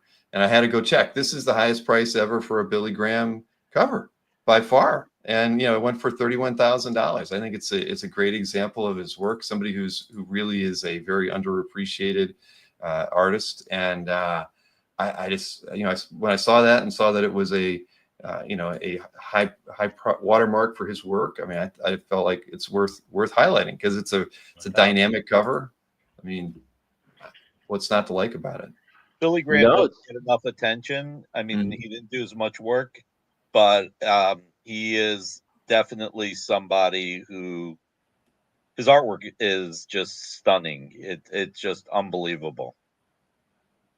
And for what it's worth, I mean, everyone should know that Billy Graham is an African-American artist drawing an African-American character. And I mean, having appreciation and value and recognition for his work is just really is warming to me. So absolutely. great to see that. Right. I think there was some of his work in the collections in black that the exhibit they had in Pittsburgh. So yeah, again, I think it's about time. It's really, you know, and this is a great cover. I mean, he's filling it all with, even though it's you know, just suits of armor busting up here, you know, he's filled the whole cover with action. I think I like this cover a lot. So, all right, well, that's it. That's my picks too. So we made it to the end of this, but I know we're going to do it again in January. That's fun. Yes, we are. And hopefully, that's right. There's the Mannix for those of you who want to own some Mannix, and gosh, I won't even go to what I was just thinking about. But so I guess we'll see you guys after the new year. We got 2 big holidays in between, and then early January is the next one. So I hope everybody has a great holiday. And I have to say, I hope I get to hope all 3 of you can make it to OAX. I don't know if that's going to be possible for the. Okay, Dan's nodding his head. I'll be there. I should be there. Dino's going to try. Nick, I'm certain that you're going to be there. Yep. All right. Good. Yeah. It's going to be a very good show. I think this year, though, I think Dino should be the auctioneer this year. I think we got to get Dino in that chair. I want Dino out in the audience bidding. Well, you want Dino bidding? Are you kidding me? Yeah, I may be on the seats on the other side. I have to do something with the money that I raised from Comic Art for Live. But I've been waiting for OAX all year long. It was the best show. It was just like a giant comic art meetup, and you know I love my comic art meetups. And it was just like a 2.5 day long meetup. I can't wait for the next one. Hope to see you guys there. In the meantime, happy Thanksgiving to you, Nick and Dino and Bill and everybody who's going and taking their time and watching this. Catch you guys in January.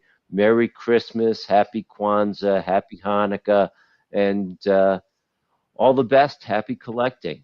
And in spirit of Thanksgiving, you know, I want to be thankful for Bill and Kath and all of us collectors being in a great hobby together and having the ability to kind of connect together and do stuff like this. So really, really, really happy and thankful to be part of this whole community. That's true. And it's worth noting that the app was approved last night. So, so congratulations. I'm feeling very, very confident that it will be in the App Store sometime next week. It hit us by surprise. We haven't written like the little intro that you need to have with it and taken the screenshots. We have a little bit of set prep work to do before it goes into the App Store. But you can expect a large announcement when that goes out, so that everybody who's been waiting for this thing can finally get in there and play with it. And congratulations, Bill, taking CAF to the next level all the time. So. This is only a step to the next level. That's the best part. Right. This is because this is a light version of CAF. The next, we've got like another release hopefully planned in about 2 months, or hopefully it comes out around OAX. But that's the goal, and that'll add in a lot more new features, and we're just going to keep building off of it from there. But we've been talking about it so long, it's just going to be great to have it in everybody's pocket at that point. So yeah, happy Thanksgiving to everybody. Thank you for hanging out with us in the chat tonight. I mean, it's always fun getting to talk about auction results and our work that we love, but it's even more fun to hang out with people who appreciate art like we do. And again, I thank Dan and Dino and Nick for hanging out with us as well and giving us a little bit of their wisdom this evening. So thank you all, and have a wonderful night. Very little wisdom. All the wisdom really came from you three. All right. Good night, everybody.